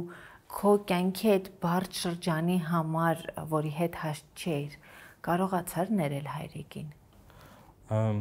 Դերական հայրիկս ցավոք սրտի հարգելի պատճառներով բացակայում էր մեր կյանքից, երբ որ մենք երեխա էինք, դեռահաս էինք։ Հա, այդ մտքերը կային, մինչև հիմա էլ մեկ-մեկ մտածում եմ, որ ոնց որ իր ներկայությունը մեր կյանքում եթե լիներ, կարող է եւ ընդհանրապես լրիվ ուրիշ ձև զարգանար մեր ընտանիքը կամ մեր կյանքի ճանապարհները լրիվ փոխվեին, որ ներել եմ, չգիտեմ, չեմ կարող ասեմ հա կամ չէ, բայց դե ոնց որ ես հենց եմ տենց, եթե ինչ որ հարց կա, որին չեմ կարող համապատասխանել, ես ասում եմ, օքեյ, լավ, դե ուրեմն տենց էր պետք։ Եթե այդ չլներ, ես չէի լինի այն ռոբոն, որ հիմա կամ։ Միանշանակ, իրականում մենք որքան էլ կռիվ տանք կյանքի դժվարությունների հետ, այդ դժվարությունները մեզ ձևավորում են ու դարձնում են այն ինչ կանք, բայց տես քո խոսքի մեջ մի կողմից դու ասում ես հարգելի պատճառներով բացակայում էր, մյուս կողմից դու ասում ես չգիտեմ, ներել եմ թե ոչ։ Բացակայության պատճառները իսկապես հարգելի էին քեզ համար, թե այդքան էլ չէ։ Իրական չէ։ Ոնց որ ես երկար եմ եկել այդ մտքին մտածել ինքսի մեջ, որ սինտիկի չէ, իմ համար այդ ինչպես հարգելի պատճառ չէր բացակայելու համար, բայց դե ես հասկանում եմ, որ այդ իմ մտածելակերպն է, ինքը կարող է ուրիշ ձևա մտածելակերպ, որ ինչու էր հայրիկդ բացակայում։ Իրական այն ժամանակներն էր, որ բոլորը ոնց որ արտագաղթ էին անում եվրոպական երկրներ ու մենք կոպիտ ասած փախստական էինք։ Ես մինչև 6 տարեկան ապրել եմ Ֆրանսիայում։ Ցավոք սրտի դե չեմ ծնվել, որ դե ծննդական ունենայի։ Նույն այդ ժամանակներում ու պարզ է ինչ որ խնդիրներ ա եղել։ Պապաս ոնց որ Եվրոպայում ինչ որ օրենքներ խախտեց, որից հետո նրան ձերբակալեցին եւ 16 տարի կոպիտ ասած ինքը մեր կյանքից բացակայեց։ 16 տարի կալանավորված լինելու համար պետք է լուրջ մեղք գործել։ Իրական շատ լուրջ մեղք չէր։ Միջադեպի մասին երևի թե լռեմ, որովհետեւ 27 տարեկան լինելով ես էլ ամբողջ մանրուքները չգիտեմ ինչը ոնց է տեղի ունեցել, բայց դե փաստերն է, որ ինքը բացակայել է 16 տարի։ Տես դու մի բան ասացիր, ես կարծում եմ, որ կարող էր այդպես չլինել։ Շատ նուրբ կետ կա, հա, ենթադրենք մեքենա վարելիս, երբ մենք կոչ ենք անում օրինակ շատ արագ չվարել, միշտ հիշեցնում ենք նաև, որ քեզ տանը սպասող կա, որովհետև այս պահին դու միայն քո կյանքի համար չես պատասխանատու։ Քո մեղադրանքը այնտեղ է, որ կյանքի որոշակի իրավիճակներում պետք է ավելի հետևողական լինել, որովհետև դու կին եւ երեխաներ ունես։ Ես կարծում եմ, որ այո։ Դու ներքին մեղադրանք ունես անպատասխանատու վերաբերմունքի մի քիչ մագուցեք։ Իհարկե։ Ու այդ մտքից է իմ մոտ եկել, որ ցանկացած հարցում ես հետևողական եմ լինում,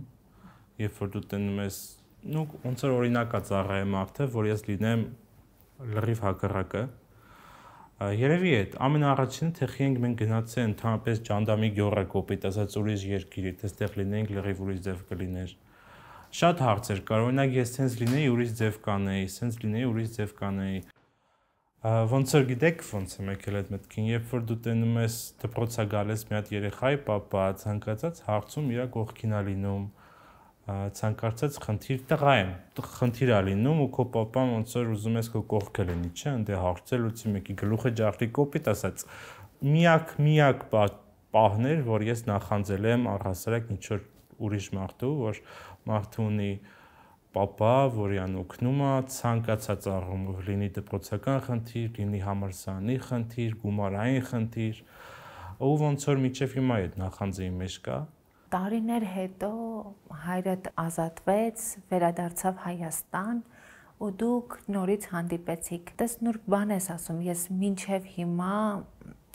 ունեմ այդ երազանքը։ Երբ դուք տարիներ անց հանդիպեցիք, հարաբերությունները վերականգնել չստացվեց։ Կոպիտ ասած կարամ ասեմ բարիադրացական հարաբերություններ չկարողացանք ստեղծել։ Քանի տարեկան էր երբ հանդիպեցիք։ 20-22 տարեկան էինք։ Իսկ դու պապային հիշում ես մինչև 6 տարեկանը։ Չէ։ Ոնց որ գիտես շատ sense ակնթարթներ եղել են, որ բոլորովս հաց են ուտում։ Տենց պահեր եղել են, բայց որ խոսքը հիշեմ, հայացքը հիշեմ, դեմքը հիշեմ, չէ։ Ավելի շատ այդ տարիքում հիշում էի, երբ որ ինքը արդեն չկար, մամայիս ոնց որ մամաս երեքիս հետ գնացքում, մամաս երեքիս հետ ձեռքնես բրած ինչ որ տարօրինակ կաֆեում։ Դուք հայրիկի ձերբակալությունից հետո վերադարձաք Հայաստան։ Վերադարձանք արդեն Հայաստան, որտեղ ֆիզիկապես մամաս օտար երկրում, պրիտոմ փախստականի կարգավիճակով չէր կարողանա զուտ մեզ կոպիտ ասած մեծացներ կամ տիրություն աներ։ Դա համար վերադարձանք հայրենիք։ Երբ հայրդ վերադարձավ տուն, դու 16 տարի իրեն չէիր տեսել, տեսակցելու հնարավորություն չէիր ունեցել, չգիտեմ, վիդեոզանգեր անելու հնարավորություն կար կամ դրանք հաճախ էին լինում թե ոչ, բայց ամեն դեպքում Կամ մի զգացողություն, երբ եւ հասկանում ես, որ այս մարդն իմ հայրն է, եւ ինչ որ առումով օտարության զգացողություն է լինում։ Դու այդ օտարության զգացումը ունեիր հայրիկի հետ։ Երևի թե հա։ Ոնց որ չէի հասկանում, ոնց պետք է սկսվի նորից, հասկանում ես, չգիտեի ոնց պետք է արվի, համ իր կողմից, համ իմ կողմից։ Ես չէի զգում, որ ինքը իմ պապան է, ես իր տղան եմ։ Դա չէի զգում, որովհետև ես արդեն անցել էի այն բոլոր փուլերը, որ կոպիտ ասած իր կարիքը տվյալ պահին տենց չէի զգում։ Նու մենք իր հետ հեռախոսում զրուցում էինք։ Ինքը շատ բարի, սենց կենսուրախ մարդ էր հեռախոսով։ Երբ որ վերադարձավ, հա, իր համար շատ անսովոր էր մեզ տենալը, որ մենք արդեն եկատեղեք ենք, բայց ոնց որ շատ ես երեխայական սպասելիքներ ունեի իրանից, ոնց որ գովա, ապրես, ռուբ, ոնց որ ու երբ որ դա չէի ստանում, որ ստանում էի ենթադրենք պապիցս, որ այդ ժամանակ էլ չկար, ես սպասում էի նույն վերաբերմունքը իր կողմից։ Ենթադրենք, չգիտեմ, աշխատանքից պաշտոնը բարձրացրեցին, ապրես, հասկանում ես ինչ է ես ուզում։ Այսինքն որոշակի սառնություն կար հայրիկի կողմից։ Ոչ թե սառնություն կար, ինքը իր ձևով էր ասում։ Բայց ես մի քիչ ուրիշ ձև էի պատկերացնում, ոնց օրինակ կաներ պապիս, կգրկեր, կպաչեր, ընկերներին կպատմեր, հասկանում ես։ Այսինքն քեզ համար հայրիկի մոդելը ձևավորվել էր պապիկի կերպարով, ու երբ հայրիկը եկավ, դու իրեն իր կերպարով արդեն չէիր կարողանում ընկալել։ Հա, որտեվ պապիս երևի այդ պապան էր, որը ես պատկերացնում էի, որ բոլոր պապաները տենց են, ոնց որ պապիս էր։ Բարի, ոնց որ ոնց քեզ բացատրեմ, երբ որ ես կարմիր դիպլոմս տարածվեցի պապիս այդ կարմիր դիպլոմս վերցրել էր, իջել էր բակ, սաղին ցույց տալու։ Ու ես ոնց որ բոլորից այդ եմ սպասում, հասկանում ես, հաջողություններից սպասում եմ, որ ենթադրենք պապաս տենց արձագանք տար ինձ։ Իրականում ամեն ինչ շատ լավ էր սկզբում, որ ինքը վերադարձել է ընտանիք, մենք շատ ուրախ էինք իր համար, քան թե մեր համար, որովհետև ոնց որ մենք ունեինք իրար, ես ունեի մամայիս, մամաս ուներ իր զավակներին, ու ոնց որ այդ կարոտը մենք իրարով էինք լրացնում, իսկ իր համար ցետիկի շատ դաժան էր հեռու լինել իր ընտանիքից, իր ծնողներից ու հաշվի առնելով, որ ինքը իր ծնողին կորցրել է ու չի տեսել ոնց է կորցնում, դա շատ ծանր բան էր։ Իրականում շատ ամեն ինչ օքեյ էր, որ ինքը վերադարձավ։ Ուղղակի դու հասկանում ես, որ մարդ ուղղակի կյանքից կտրվել է 16 տարի ու 16 տարվա ընթացքում կյանքը շատ է փոխվել։ Գիտես, շատ նուրբ կետ կա, երբ մարդիկ երկար տարիներ լինում են անազատության մեջ, դրանից հետո սոցիալիզացիան բավականին բարդ է տրվում։ Ու կան մարդիկ, ովքեր կարոտով, ազատության կարոտով, երբ հայտնվում են ազատության մեջ, սկսում են ավելի շատ գնահատել ազատությունը, կան մարդիկ, ովքեր այդ 16 տարի կյանքից հետ ընկնելը չեն կարողանում անցնել հոգեբանորեն, այսինքն իրենց համար էլ հոգեբանորեն բավականին բարդ է լինում, երբեմն լինում են մարդիկ, որոնց կյանքի վրա այդ անազատության շրջանը անդառնալի հետք է թողնում, որովհետև հոգեբանորեն իրենք չեն կարողանում ադապտանալ նոր իրականությանը։ Դուք այս առումով միմյանց ադապտանալու խնդիր ունեիք։ Իրական հա, իր մոտ շատ դժվար ստացվեց այդ վերադառնալ երկիր, կոպիտ ասած վերադառնալ կյանք, իսկական կյանքը։ Խնդիրներ եղել են, բայց ոչ շատ բարդ խնդիրներ, որ բերեին ինչ-որ շատ վատ արդյունքի։ Ուղղակի այդ մարդը փորձում էր ամեն ինչ անել, որ ընդգրկվեր տվյալ ժամանակաշրջանին, բայց իր մոտ ժամանակ չէր ստացվում, չէր ընկալում, որ 90-ականները չեն, 80-ականները չեն, որ ինչով չէր ընկալում, այ դու եւ խոսում ես եւ հասկանալի չի լինում, թե ինչ ես ուզում ասել, եթե մի փոքր ավելի པարզ խոսես, նաեւ քո միտքը ավելի հասկանալի կլինի։ Ну, օրինակ բերեմ, որ աշխատանք ստանալու, աշխատանք գտնելու համար պետքա ունենաս այս կրթությունը ունենաս, այս սերտիֆիկատը ունենաս, դիպլոմ, իսկ այն ժամանակներում տենց չկար, դու կարայիր մոտիկանայիր, չէ, ինչ որ տնօրենի հետ խոսայիր, ես կարամ քո մոտ աշխատեմ, ու իր համար շատ խորհուրդ էր այդ, որ բայց բոլոր աշխատանքների համար չէ, որ պետք է սերտիֆիկատ եւ այլն, եթե ենթադրենք մարդը ուզում է օգնել իր ընտանիքին։ Ինքը օգնեց։ Ամենատարբեր աշխատանքներ կարելի է անել, հատկապես եթե դու այս պահին կրթական առումով հետ ես մնացել։ Այո, իրականում ինքը գտավ այն աշխատանքը, որ անկեղծ իր սրտով էր, դա լոգիստիկա էր Ռուսաստան, Հայաստան, բեռնափոխադրումների հետ կապված, ինքը իրան գտել էր, ամեն ինչ իդեալական էր, մենք դաժե ընտանիքով զարմացել էինք, որ ինքը նու կարողացավ գտնի, շատ խելացի էր, անկեղծ շատ խելացի էր ու ինքը կարողանում էր բացատրել, ենթադրենք, որ պատմություններ էր պատմում, այս մարդու վերաբերմունքը սենց էր, որովհետև ինքը սենց, այսինքն շփվելու հետ խնդիրները ինչ որ մի հատ օտար մարդու հետ շփում հաստատելը խնդիր չէր։ Անկեղծ եմ ասում, այդ շրջանում, որ ինքը վերադարձել էր, մեզ գումարով օգնեց, շատ օգնեց, անկեղծ։ Իսկ հոգեբանորեն Հոգեբանորեն իրականում ես եմ բավականին կոպիտ եղել իր հետ, որը ես ընդունում եմ, որ ենթադրենք եղել է օրինակ, չգիտեմ, ջինս, որի վրա մեջքը սենց ինչ որ հետաքրքիր նկար ա եղել ու չեմ գիտակցել, որ մարդը չտկի ուրիշ մտածելակերպով է։ Դու ինչ որտեղ ագրեսիա ես նկատում, որ Չէ, հենց դա ագրեսիա չէի նկատում, ես էի ագրեսիվանում ու ինքը ինձ ված չի ասացել, ու կարող է ենթադրենք ու ես բավականին կոպիտ եմ իրան ամեն անգամ պատասխանել, որը ենթադրում եմ, ոնց որ այն կետն ա եղել, որ մեր հարաբերությունները կամաց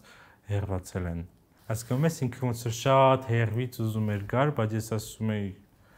շուտ չի ինձ նկատողություն անելու համար, տենց։ Որովհետև չկար հայրական ընկալումը։ Հա, այդ է խնդիրը, որ ես չէի ընկալում, հասկանում ես, չէի կարող ընկալել, ոչ թե գիտակցաբար էի դա անում, այլ չկար ուղղակի այդ զգացողությունը։ Ես իրան հա սիրում էի, բայց սենց սահմանի մեջ ասած։ Սիրում էիր, որովհետև գիտեիր, որ պիտի սիրես։ Սիրում էի, որ ինքը հետ եկավ, ինքը հիմա ինքը երջանիկ է, որ իր կնոջ կողքին է։ Սիրում էի, որ ինքը երջանիկ լիներ։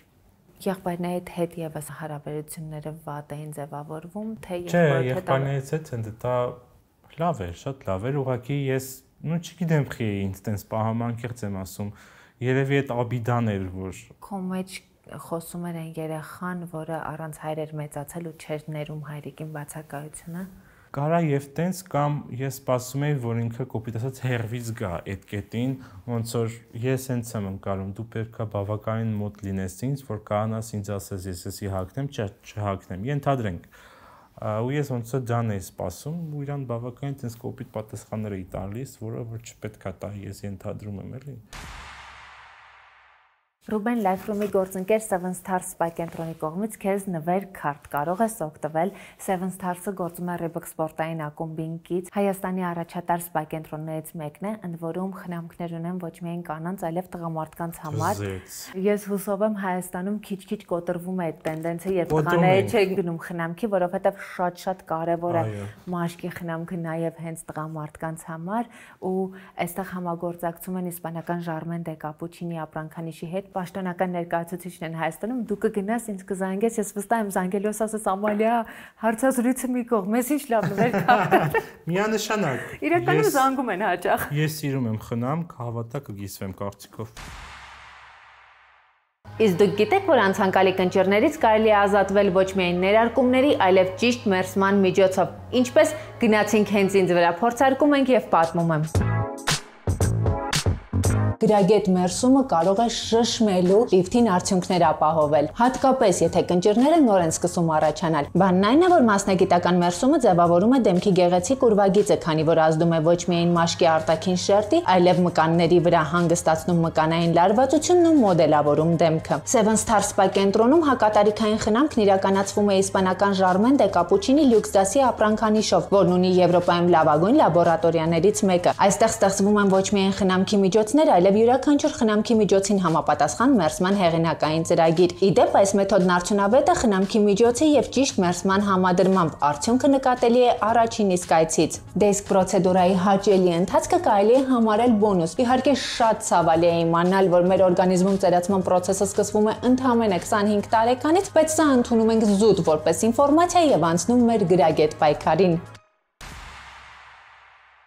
Նախորդ տարի հայրիկիդ կորցրեցիք։ Ու երբեմն մենք հետ հայաց նայում ենք ինչ որ դրսևորումների մեր վարքի մեջ կամ ինչ որ հարցերի ու մեր մեջ ձևավորվում է մեղավորության զգացողություն։ Հայրիկիդ կորուստը ինչպես անդրադարձավ քեզ վրա եւ հետո այդ կորստից հետո դու սկսեցիր վերանայել ու հետ հայացք ես մեղավոր զգալ թե ոչ։ Իրական մեղավոր զգալը լինում են պահեր, բայց որ դա ինձ տանջում է ապրելու համար, չէ։ Անդրադարձավ իրականում, ես իրական մտածում էի, որ մինչև պապայիս մահանալը, որ եթե այդ օրը գա, որ կոպիտ ասած ինքը մահանա, ես ծանր չեմ տանի, բայց երբ որ մահացավ, այդ օրերը ահավոր էր իմ համար, որտեվ բացի ոնց որ պապայիս մահանալուց, այդ շրջանում շատ բաներ էր կատարվում, որ կոպիտ ասած ես չէի սպասում, որ իմ վրա տենց կանրադառնա։ Եվ պապայիս մահից հետո մոտավորապես մի 4-5 ամիս գնացել եմ հոգեբանի մոտ, ունեի բավականին սուր տագնապներ, հոգեբանական խնդիրներ, դա ընդունելը շատ ծանր տարանք ընդհանուր ընտանիքով, որտեվ մենք Կարոտովյան սպասեցինք, ինքը շատ կարճ ժամանակով ոնց որ մեր կյանքում հայտնվեց ու նորից հեռացավ։ Դու շատ անկեղծ, բայց շատ նոր բանի մասին ես խոսում։ Մի կողմից իհարկե կարելի է ասել, դու կարող ես այսպես անել, այնպես անել, մյուս կողմից այս ամբողջ իրավիճակում մենք տեսնում ենք մարդու, որը մեծացել է կոտրված երազանքներով, ու այդ կոտրված երազանքների մեջ միշտ մտածել է, որ իմ կյանքը կարող է ուրիշ լինել։ Այս իմաստով երբեմն մարդիկ կարող են այսպես շատ հեշտ մեղադրել, բայց յուրաքանչյուր մարդ ունի իր ձևավորված հոգեբանությունը։ Դու ինչ որ առումով քո ձևավորված հոգեբանության մեջ ինքդ քեզ ավելի շատ երբեմն խղճում էիր, որ ինչի էսպես եղավ։ Իրական ոնց որ հիմնական նպատակն էր, որ ես հասնեմ բարձունքների, որ այդ խղճալը ինքս իմ հանդեպ չզգամ ու ընդհանուր շրջապատից չզգամ, որ ինձ խղճում են։ Դրանից է ամենաշատ նեղվում, որ ինձ խղճում են, շրջապատն է խղճում, ես եմ ամենաառաջին հերթին ինքս ինձ խղճում, ինձ տենց պահում, որ ինձ խղճան ու ոնց որ բուն նպատակը այն էր, որ ես հասնեմ նես բաների, որ չխղճան ու ես ինքս ինձ չխղճամ։ Դու կարողացար հաղթահարել ինքդ քեզ խղճալու փուլը։ Այո։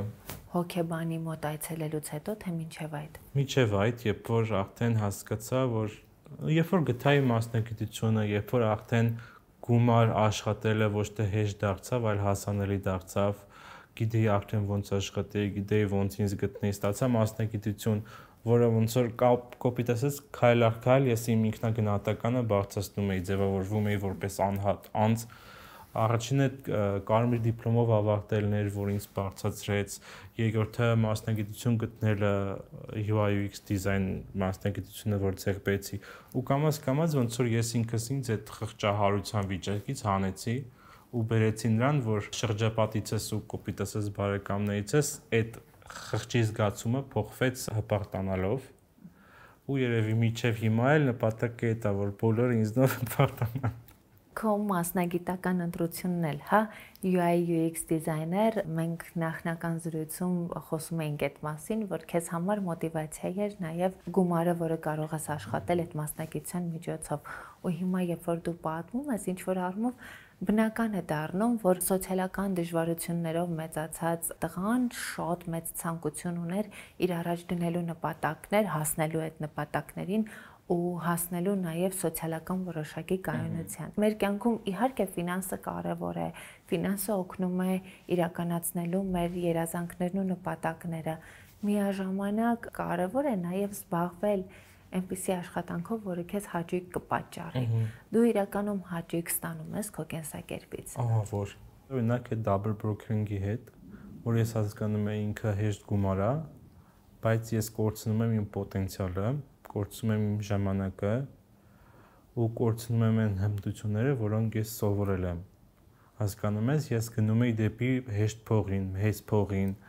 բայց եկավ փող, որ ասում ես, աշխատանք չի, զուտ փող է։ Հասկանում ես, չկա մարդ, ես հստակ կարամ ասեմ, որ ասի ինձ գործ տան լավ փողով, ես հետո կմնամ։ Ոչ մեկ չի մնալու։ Տարի, 2 տարի կմնան, երրորդ տարում կասեն, որ ինձ էլ փողը հետաքրքիր չի, ես ուզում եմ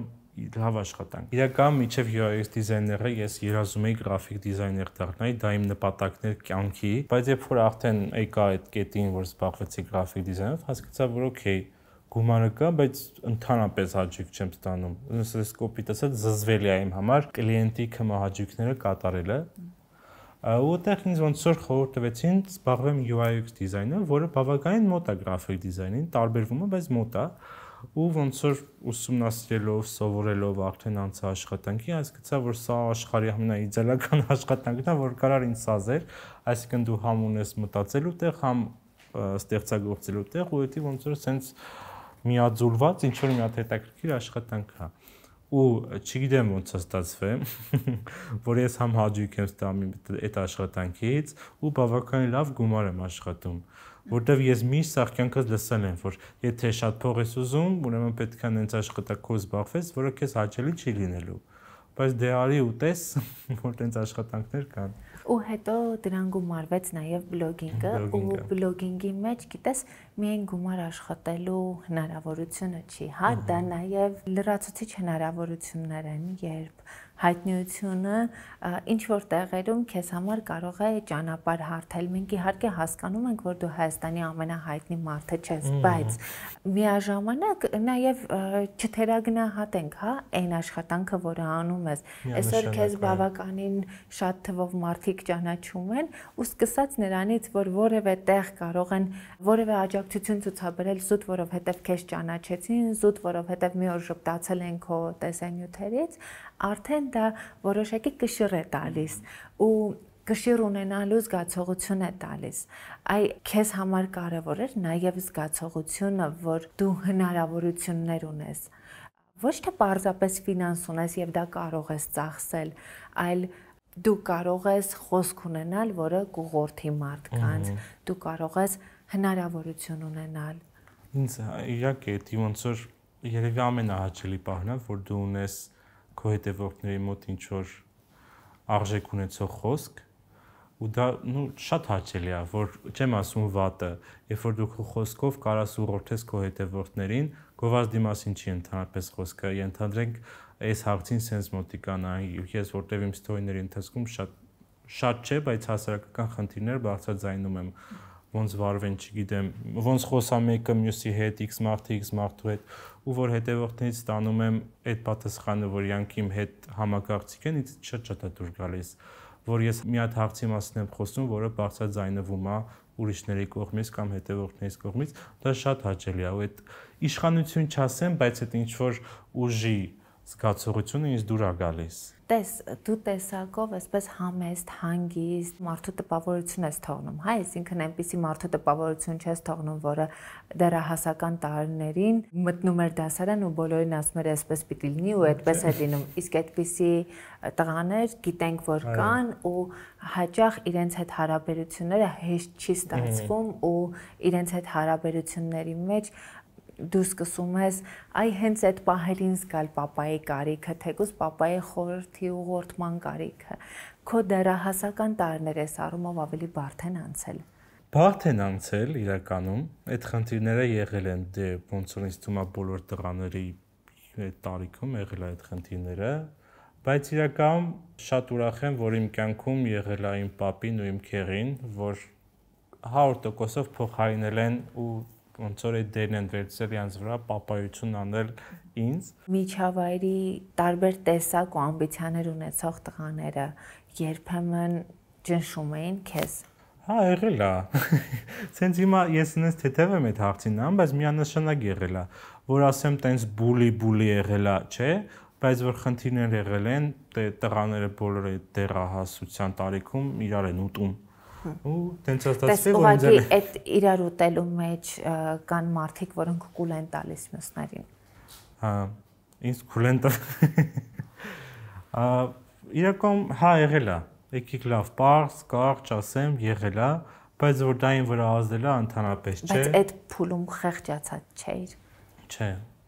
Ոնց որ կերել են, հաջորդ օրը նույնից եկել եմ ոնց որ դասի։ Չեմ խեղճացել ընդհանրապես։ Հա, ոնց որ հաճելի չէր այդ պահը, չի հասկանում, լավ։ Խի էլի ոնց որ պատճառը ընդհանրապես չի հասկանում։ Պատճառը երբեմն ուժեղի մոտ միշտ էլ թույլն է մեղավոր։ որ խի են ոնց որ ուզում իրանց իշխանությունը սփռեն։ Այդ ուժեղ պիտակը այնպես չի, որ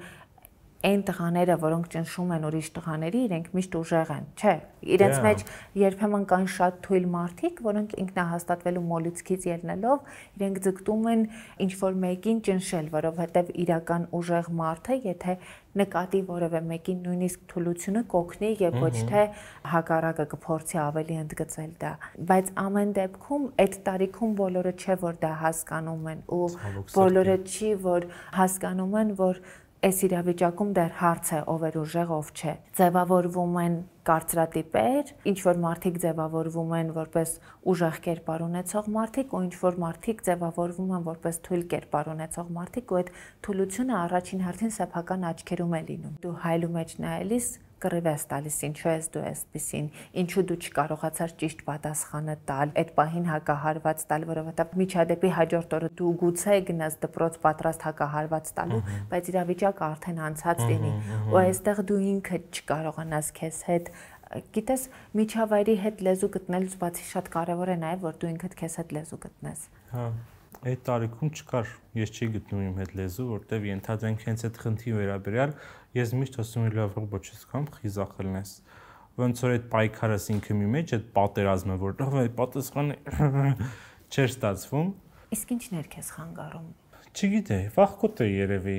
Եթե կարճ կոնկրետ ասեմ, ենթադրում եմ վախկոտ եմ, մտածում եմ, որ օքեյ, պատասխանը ինքն է պատասխանեց, երկրորդ պատասխանին բա ինչ անեմ։ Ենթադրենք առաջի պատասխանը ես ֆուլ մտածեցի ինչ պետք է անեմ, երկրորդ պատասխանը ինչ պետք է անեմ։ Հետո անինքնավստահ էի, ոնց որ ինքս ինձ չէի հավատում։ Ռուբեն, դուք 3 եղբայր եք։ Իհարկե կարող եք 3-ը տել նույն տեսակի լինել, կարող եք 3-ը շատ տարբեր լինել, բայց 3 եղբայրով իրար ուժ ու թիկունք լինել չէր ստացվում։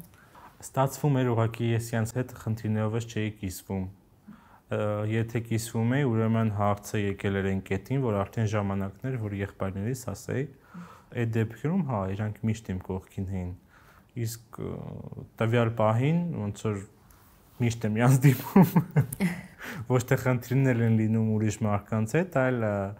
այլ հարցեր, որ ենթադրենք, չգիտեմ, տարատեսակ, ստե պետք է գնամ, ստե պետք է, իրանք շատ են ինձ օգնում, անկեղծ բացի իմ հարազատ աղբերներից, իմ մնացած եղբայրներն էլ նույնպես ինձ շատ են օգնում։ Ռուբեն, մենք խոսեցինք նաև այդ երբեմն անինքնավստահ վախերով տղայի մասին, դեռահասական տարիքում սկսվում է արդեն հակառակ սեռի հետ հարաբերություններ հաստատելու շրջանը, ու երբեմն այդ անինքնավստահությունը կարող է խանգարել հակառակ սեռի հետ հարաբերությունները։ Ինչպես էին ձևավորվում քո հարաբերությունները հակառակ սեռի հետ այդ տարիքում ու արդեն ավելի մեծ տարիքում։ Կամ եթե ընկերական իմաստն է խոսքը, լավ, խնդիր չունեի, բայց երբ որ արդեն սիրահարվածության մասն էր խոսքը կամ ինչ որ հարաբերություններ կազմելու մասն էր խոսքը, հա, միանշանակ այդ անինքնավստահությունը գլուխ էր բարձրանում ու կապված էլի պետք է ասեմ նյութականի հետ։ Երբ որ դու չունես այդ նյութականը, դա ավտոմատ քո ինքնավստահությունը խփում է ու դու մտածում ես լավ, օքեյ, ես արժանի չեմ այս աղջկան, արժանի չեմ, որ իր հետ խոսամ, ենթադրենք էլի, որ ինքը իմանա, որ ես ինչ-որ խնդիրներ ունեմ, որտեվ շփման ընթացքում պարզ է գալու այն կետը, որ դուք այնքան եք բացվելու, որ ինքը իմանալու է, որ չկա, փող չկա։ Տես, հետո երբ գալիս է երիտասարդ տարիքը ու դու կարողացար հաղթահարել քո սոցիալական խնդիրները, երբեմն շփման մեջ մնում են ինչ-որ կոմպլեքսներ կամ վախեր, որոնք տես հիմա արդեն գումար կա, բայց հնարավոր է այդ ներքին կոմպլեքսները հաղթահարած չլինես, որովհետև դրանք արդեն ձևավորվել են։ Ավելի երիտասարդ տարիքում դու կարողացար հաղթահարել դա, թե չէ։ Հետո ուզում ասել, որ խնդիրները լիովին լուծվել են, կոմպլեքս ընդհանրապես չունեմ։ Կրթություն ստանալն էր իմ ինքնագնահատականի հետ բավականին կապված, որ ես ունեմ կարմիր դիպլոմով եմ ավարտել, ոնց որ տենց ունեմ աշխատանք, ընկերներ, հագու կապ, էլի նյութական եմ էլի ասում։ Ոնց որ հետո հոգեբանի մոտ գնալն էր, այդ իհարկե ուշ էր արդեն, բայց կոմպլեքս անկեղծ էլ չունեմ, ընդհանրապես էլ չունեմ ոչ մի կոմպլեքս։ Հիմա մենակ ես, թե ընկերություն ես։ Ժողովուրդ ջան, մենակ եմ։ Տվյալ պահին հասկանում եմ, որ ցանկություն չունեմ, այլ նպատակներ ունեմ ու այդ նպատակներին հասնելու համար պետքա քո ամբողջ ժամանակը դու տրամադրես դրան։ Իսկ հաշվի առնելով, որ ես համ աշխատում եմ, համ մնացած ազատ ժամանակս տրամադրում եմ բլոգինգով զբաղվելով, ես չունեմ ազատ ժամանակ։ Դու սիրել ես։ Երևի չէ։ Նու հրապուրվել եմ։ Արի ոնց որ ես դրանք տարբերակում եմ հրապուրվել, սիրահարվել, սիրել։ Երեք փուլեր են։ Ես եղել եմ երևի հրապուրվելու փուլում, բայց երբ որ դու ստոպ ես տալիս, սիրահարվելու փուլը էլ չի եկել։ Բայց հուսանք օրերից մի օր կգա այդ պահը։ Իրականում մեկ-մեկ համ այդքեր լինում են, որ ուզում ես քո կողքին լինի մարդ, որ առաջին հերթին կլինի ընկեր, կլինի ոնց որ քո կյանքի սերը, ու դու կուզենաս ոնց որ ոչ թե իրան օգնես, որ աճի, կամ ինքը քեզ օգնի, որ դու աճես, այլ ոնց որ իրար հետ sense աստիճանները բարձրանակ, հա, ուզում եմ, տես բաներ իհարկե կուզեի։ Մեծ սեր չեմ ունեցել, սեր ունեցել եմ, որովհետև էլա մաքսիմումը ինչքան էր։ Ամիս մոտավորապես։ Այսինքն ամենաերկար հարաբերությունը, որ դու ունեցել ես աղջկա հետ, 1 ամիսն է տևել։ Ոնց որ շփվել եմ շատ, բայց որ հասել այն կետին, որ պետքա բավականին լրջանա, չի եղել իմ կողմից, որտեղ հասկացել եմ, օքեյ, ոնց որ շուտ արել Ռոբո ջան, ողջուն ես ումս գնում։ Էլի նյութականին են գալիս, բայց ամեն ինչը ոնց որ կախված է նյութականի հետ, որ դու քեզ լավ զգաս, քո հետին լավ զգան, հենց անես որ ինքը լավ զգա։ Հիմա եւս այդ խնդիրը քեզ խանգարում է, որովհետեւ իհարկե հումորով դու այսպես ասում ես փող չունես, բայց գալիս է որոշակի տարիք, երբ դու առօրյա հոգսերը կարող ես հոգալ, բայց օրինակ հասկանում ես, որ լուրջ հարաբերություններից առաջ պետք է օրինակ որոշ մարդկանց բարագայում առաջնային ելնում տուն, կենցաղային ինչ-որ խնդիրներ, որոնք պետք է լուծես, քեզ հիմա էլ նման խնդիրներն են խանգարում, թե չեմ կարծում, որ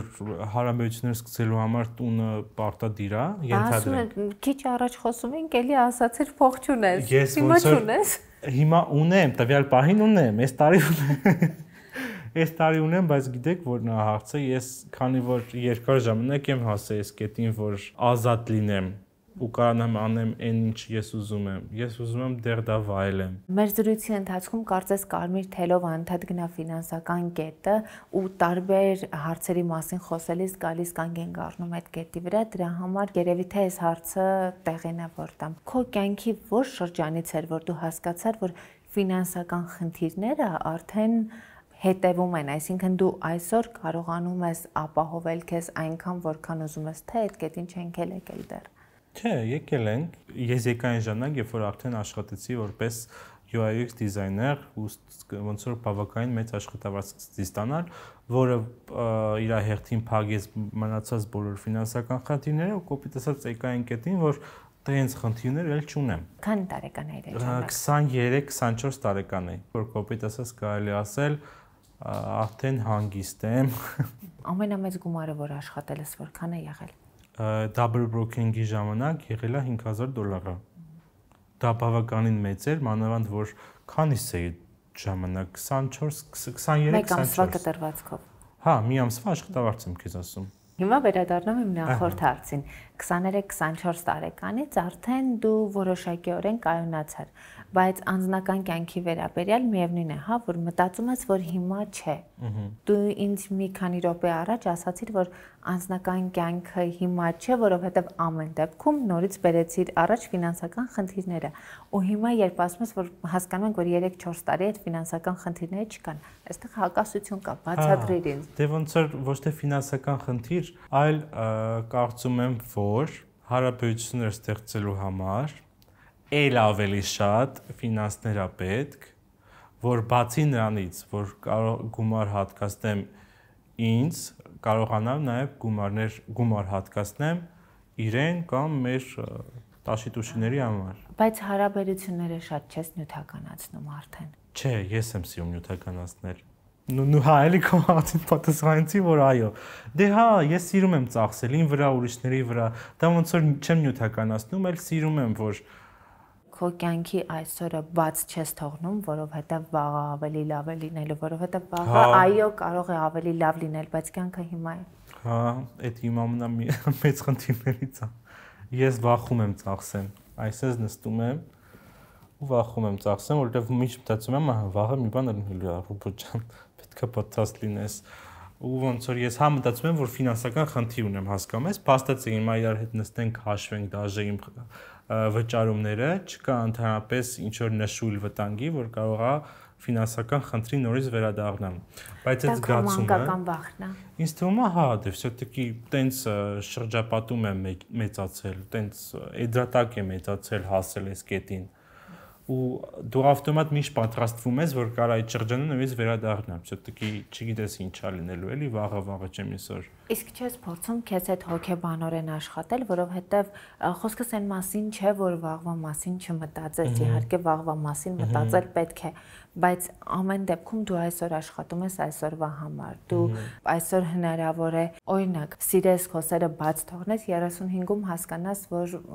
ուշ է։ Ոչ թե ուշ է, այլ այն ինչ որ դու գտել էիր ու կորցրեցիր, դու նորից չես գտնում։ Չէ։ Ոնց որ նա ես դա չեմ համարում, որ պետքա լուծել այդ խնդիրս ինքս իմ հետ, որտեվ հակառակը դա մոտիվացնում է, որ եթե ես չեմ ուզում շատ ծախսեմ, չեմ ուզում տպավորություն ստեղծվի, որ ես բանեմ, ձեռից փակեմ, բավականին բաց եմ, ուղղակի շատ եմ սիրում խնայել։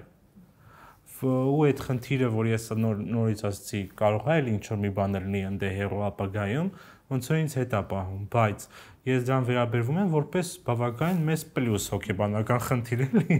որ ենթադրենք կհավաքեմ օրից մի օր ինչ որ մի լավ բանի համար, ինչքան է ես ապրում եմ այսօրվա օրով, բայց պետք է նաև մտածել վաղվա օրվա մասին, որ վաղը ավելի լավ լինի, քան այսօրը։ Հիմա ինչպիսին ես տեսնում քո ապագան։ Պայծառ։ Շատ նպատակներ ունեմ։ Ինչ նպատակներ ունես։ Նպատակներ ունեմ նախ առաջին հերթին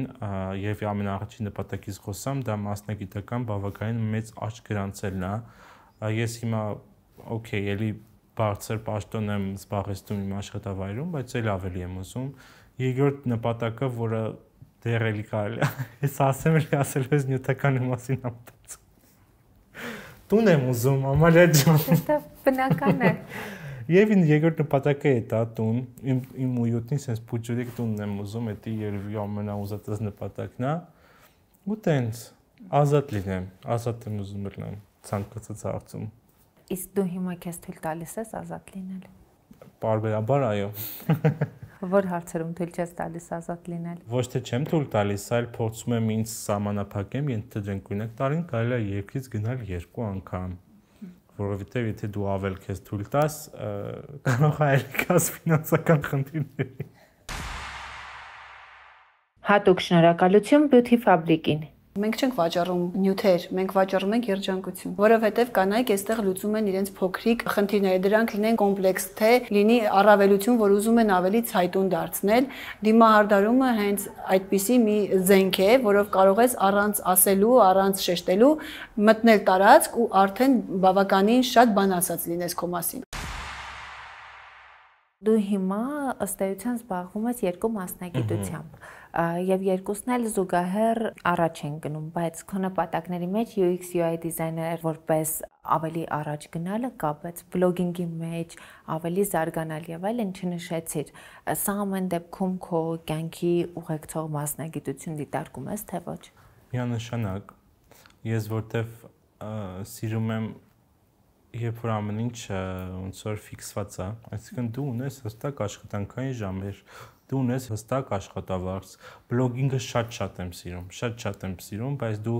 բլոգինգի հետ չես կարող հեռանկարներ ունենաս, դու չգիտես հաջորդ տարի ինչա լինելու, հաշվի առնելով, որ արհեստական բանականությունը շատ արագ է, ոնց որ աճում։ Կարող է մի տարի հետո բլոգինգը էլ ոնց որ արդի չի լինելու ցանկացած ենթադրենք համագործակցությունների համար կամ ենթադրենք Instagram-ը փակվեց, ինչ ենք անելու։ Դու պետք է ունենաս ոնց որ կոպիտ ասած քո հիմնական աշխատանքը, որով որ զբաղվում ես։ Նպատակներ ունեմ, իհարկե հասնեմ միլիոն հետևորդների, բայց դե որ ասեմ դա առաջնային նպատակը չէ, կխաբեմ։ Ինչ վերաբերվում է կոնտենտին, դու հումորային կոնտենտ ես անում։ Ես չեմ կարող ասել, որ քո բոլոր վիդեոները տեսել եմ, բայց բավականին շատ վիդեոներ փորձեցի նայել մինչև մեր հանդիպումը։ Այսօր ժամանցային բլոգինգի մեջ ես երբեմն տեսնում եմ տեսնում եմ հումոր, որը իսկապես ծիծաղելի է, հավես է, հետաքրքիր է հետևել, ու զուգահեռ իրականությունում տեսնում եմ շատ էժան հումոր, որովհետև երբեմն դա ոչ թե հումոր է, այլ ինքնահաստատվել է, որովհետև ինքնահաստատվում են տարբեր տարիքում, տարբեր կերպ։ Երբեմն մարդիկ հենց այդ հումորի կենտրոն բերելով ուրիշ մարդկանց, գուցե թերությունները, առանձնահատկությունները կամ ոչ թերությունները, հա, ուրիշ մարդկանց կենսակերպը եւ այլն կարող են ծաղրանքի վերածել իրենց հումորը, ու հումորի եւ ծաղրի միջև սահմանը շատ նուրբ է։ Դու քեզ համար ունես սահման այդտեղ, թե կարծում ես, որ ամեն ինչ չափի մեջ եւ լավ ես անում։ Չէ, սահման իհարկե կա։ Ոնց որ հումորային բլոգի մեջ շատ կարևոր է, շատ կարևոր է, որ դու այդ սառույցի պլյոնկան զգաս։ Եթե դու միամիտ խախտեցիր, դա կարա ճակատագրական լինի, որտեվ հումորը նենց թեմա է, որ Հայաստանում մի քիչ շատ արեցիր, դա կընկալեն որպես ծաղր, այսինքն դու ինչ-որ մեկի վրա կոպիտ, ասես կայֆավատ ես լինում մեր լեզվով ասած։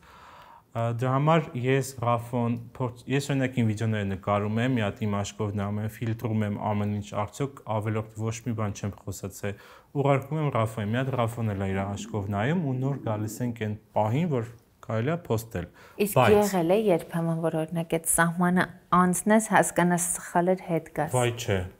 Չգիտեմ, չգիտեմ, այդ ինչ գերբնական ուժ եմ ես ձեռք բերել, որ նախ վախի հարցն է, որ դու կարող ես կոպիտ ասած վիրավորանք ստանաս կոմենտներում, որ դու ինչ-որ մի բան սխալ խոսացիր կամ ավելորդ խոսացիր։ Այդ վախն է քեզ պահում, որ մի քիչ փորձի մակերեսային հումոր անես, որ ինքը լինի ավելի շատ սատիրա, քան թե հենց բուլի։ Կնշես այն կետերը, որոնք քեզ համար առաջնային են։ Նայ, երբ որ վիդեոում ենթադրենք դու տվիր սեր, կոնկրետ իմ ոճի մասն եմ խոսում, երբ որ դու տվեցիր սեր, դա կարա արդեն դիտարկվի, որ դու ձեռ ես աղտում տվյալ սերին։ Ենթադրենք այն նեղացկոտ աղջիկը։ Բայց այդպես չես անում։ Այն նեղացկոտ ընկերդ եմ անում։ Սեր չեմ նշում։ Չէ, բայց անուններով անում ես, չէ։ Արդեն սեր ունեն։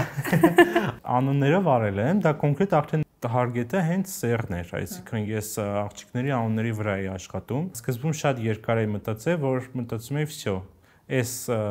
շարքը եթե անեմ, հեյթա որ գալու է աղջիկը կամ ինձ ատելու են, կամ սիրելու են։ Իրական վայ այդ շարքը սախր այնքան մակերեսային հումոր եմ անում, որ հիմա նայում եմ, ասում եմ նու շատ 6+ հումորներ եմ արել, որ ընդհանրապես ոչ մեկին ոչ մի ձև չկպնեմ։ Մարդիկ եղել են իրականում, որ դա անցալել են որպես վիրավորանք, բայց շատ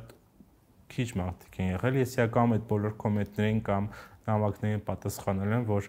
անկեղծ ես չեմ փորձել որևէ ձև վիրավորեմ ձեզ, նայեք այս հարցին ուրիշ աչքով։ Իսկ կոնկրետ այդ target էր, որը աշխատեց, ընդհանրապես հետ չստացա, սիրվեց, այդ հիմնական հետևորդների բանակը այդ շարքովս հավաքվեց։ Կան հստակ կետեր, որ երբեք ինձ չեմ թույլ տա անցնեմ կամ դրա վերաբերյալ հումորներ անեմ, որը առաջինը հենց արտաքինն է, երկրորդը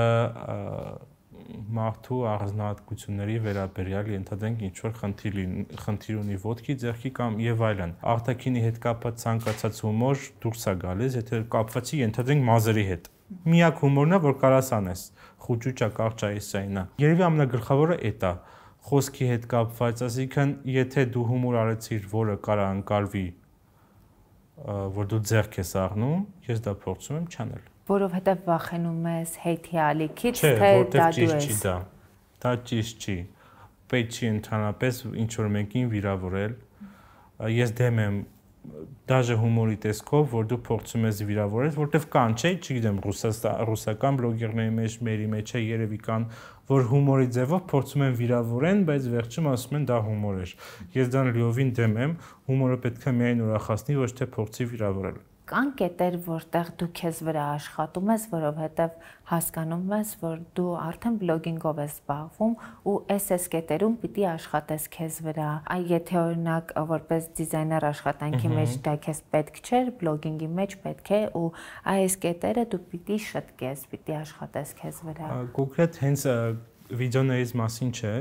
բայց կա ստորիների հետ խնդիր, որ դեռ աշխատում եմ այդ խնդրի շուրջ, որ ես շատ էմոցիոնալ ռիսկի կարամ ստորի անեմ, կապված ինչ-որ խնդրի հետ, որը որ տեղին չի։ Կարող է շատ էմոցիոնալ արտահայտվեմ, նախադասությունը սխալ կազմեմ, որը բերի ինչ-որ խնդիրների, ու ոնց որ ես անում եմ, ընկերներս տենում են, ասում են լավ, նորմալ չի։ Ջնջում եմ, միտքս նորմալ կազմում եմ, նորից ստորին տեղադրում եմ։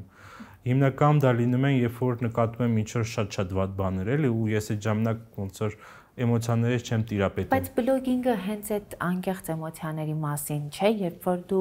շատ խմբագրում ես ամեն բան, այդ ամեն ինչը չի դադարում անկեղծ լինել։ Նույնիսկ այդ էմոցիոնալ մարդը այն կերպարն է, որին ուզում են տեսնել, չէ՞, մարդիկ, այսինքն ուզում են, եթե դու սառն ես, քեզ տեսնել սառը, որովհետև դու այդպիսին ես, եթե դու էմոցիոնալ ես, քեզ տեսնել էմոցիոնալ, որովհետև դա դու ես։ Չէ, ոնց որ ոչ թե ընդ էմոցիոնալ խոսքս փոխում եմ, սարքում եմ ինչ-որ sense գրագետ սիրուն կազմված նախադասություն, այլ զուտ վիրավորական բառերն եմ անում, որոնք ես հիմնականում օգտագործում եմ, անդը չգիտեմ,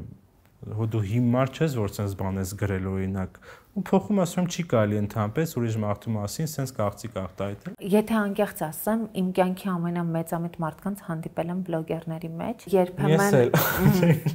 երբեմն զարմանում եմ, իհարկե նաև հասկանում եմ, որ այն մարդիկ, ովքեր մեծ աշխատանք են արել, մեծ ճանապարհ են անցել, իրենք շատ ավելի համեստ են, քան որոշ բլոգերներ, որոնց ես հանդիպել եմ ու երբևէ շոու բիզնեսում այդպիսի մեծամտություն չեմ տեսել, ինչպես որոշ բլոգերների պարագայում, որ այստեղ ոչ թե աշխատանքն է, այլ անձի որակը, հա, բայց նույն բլոգերների մեջ ընդհանուր համայնք կա, ինձ հետաքրքիր է բլոգերները իրար մեջ են, երբեմն այդքան մեծամտություն դրսևորում, թե շոու բիզնես բլոգինգ կռիվ կա, որը այդպես էլ ինչ որ լուծում չի ստանում։ Իրական, երբ որ սկսնակ էի, շատ էի զգում այդ քո ասած այդ տարբերությունը, շատ հետևորդներ ունեցող բլոգերների այդ ազդեցությունը իմ վրա, Բացասական ազդեցությունը։ Բացասական, բայց միգուցե եւ այդ ժամանակ մտածում էի, որ ինքս եմ դա մտածում։ Զուտ կարա լինի նենց, որ իրանք ինձ չեն նկատել ուղակի։ Ոնց որ մտածում օրինակ խիչ են լայքում, այդ սփորտը խիչը կա, բայց հիմա լայքելուց ես խոսում, մարդիկ դրսում տեսնում են, չճանաչելու են, տալիս չեն բարևում։ Դա անժխտելի փաստ է, պետք է քեզ ասեմ։ Ես հիմա ուզում եմ մենք առարկական խոսենք։ Դու բլոգերների մեջ զգում ես, օրինակ ուրիշ բլոգերներից այդ մեծամիտ վերաբերմունքը, այդ դու ով ես, որ վիճակը, ոչ թե կոնկրետ քեզ ուղված, այլ որովհետև իրենցից դուրս բոլորը դու ով ես են։ Իհարկե։ Ումից ես զգում։ Անուն չեմ տա, մի մտածի չեմ տալու այդ անունը, բայց ընդհանուր այդ վիճակը կա, ու ես ամեն անգամ ասում եմ Ռաֆոյի հետ ենք շատ խոսում, որ օքեյ, կարևոր բան ենք անում, բայց պետք չի մենք ոնց որ ասենք, որ տենց չգիտեմ ինչեր ենք կամ հարցերը որ լուծում ենք, չգիտեմ, հասկանում ես, էլի անում ենք, բայց լավ, ես իմ ինչեր չի կամ հասկանում եմ, երբեմն ուղղակի ծիծաղում եմ։ Հենց էտա, ես ոնց որ ընկալում եմ, օքեյ, կրեատիվ եմ, հետաքրքիր վիդեոներ եմ նկարում, հարցեր եմ բարձրացնում, բայց շատ լուրջ բան չեմ անում, եկեք բլոգինգը է, շատ լուրջ բան չի այս ներկայացնում։ Ստոպ տանք եկեք։ Ստոպ տվեք, ժողովուրդ, ամոթ է, անկեղծ։ Չէ, մի փոխի խոսքս։ Չէ, ես ես իմ անունից եմ ասում, անկեղծ ամոթ է։ Դու փոքր ես եղել, բայց ամեն դեպքում հիշողություններ ունես, ինչպիսին էր քո կյանքը Ֆրանսիայում, որովհետև փախստականի կարգավիճակը ենթադրում է նաև որոշակի կենսակերպ, օրինակ Գերմանիայում կան ընդհանուր ճամբարներ։ Գերմանիայում եմ եղել։ Այսինքն գնացել եք Գերմանիա, հետո Ֆրանսիա։ Մի տարի եղել ենք Գերմանիա, բայց Գերմանիայից բան չեմ հիշում, որտեղ նույն շատ փոքր էի։ Հիմնական այդ հիշողություններս արդեն Ֆրանսիայից էին, բայց եթե երկրից ասեմ, երկիրը իմ փոքր Երկրի մասին չի խոսքս, տես փախստականի կարգավիճակը արդեն ամենից նորմալ էր, այսինքն այդ լագերներ չէր, որ հիմնական փախստականները մնում էինք, մենք մնում էինք Վարշավով տանը, որտեղ որ ընտանիքով ապրել ենք, բայց ամբողջ հիշողություններս կապված էին մամայիս հետ։ Այսինքն եթե ես Ֆրանսիայից մամայի դժվար կյանքը։ Մամայի դժվար կյանքը, մամայի ձեռը, որ սենց ձեռքս բռնած է, որ ասենք չարություն էինք անում,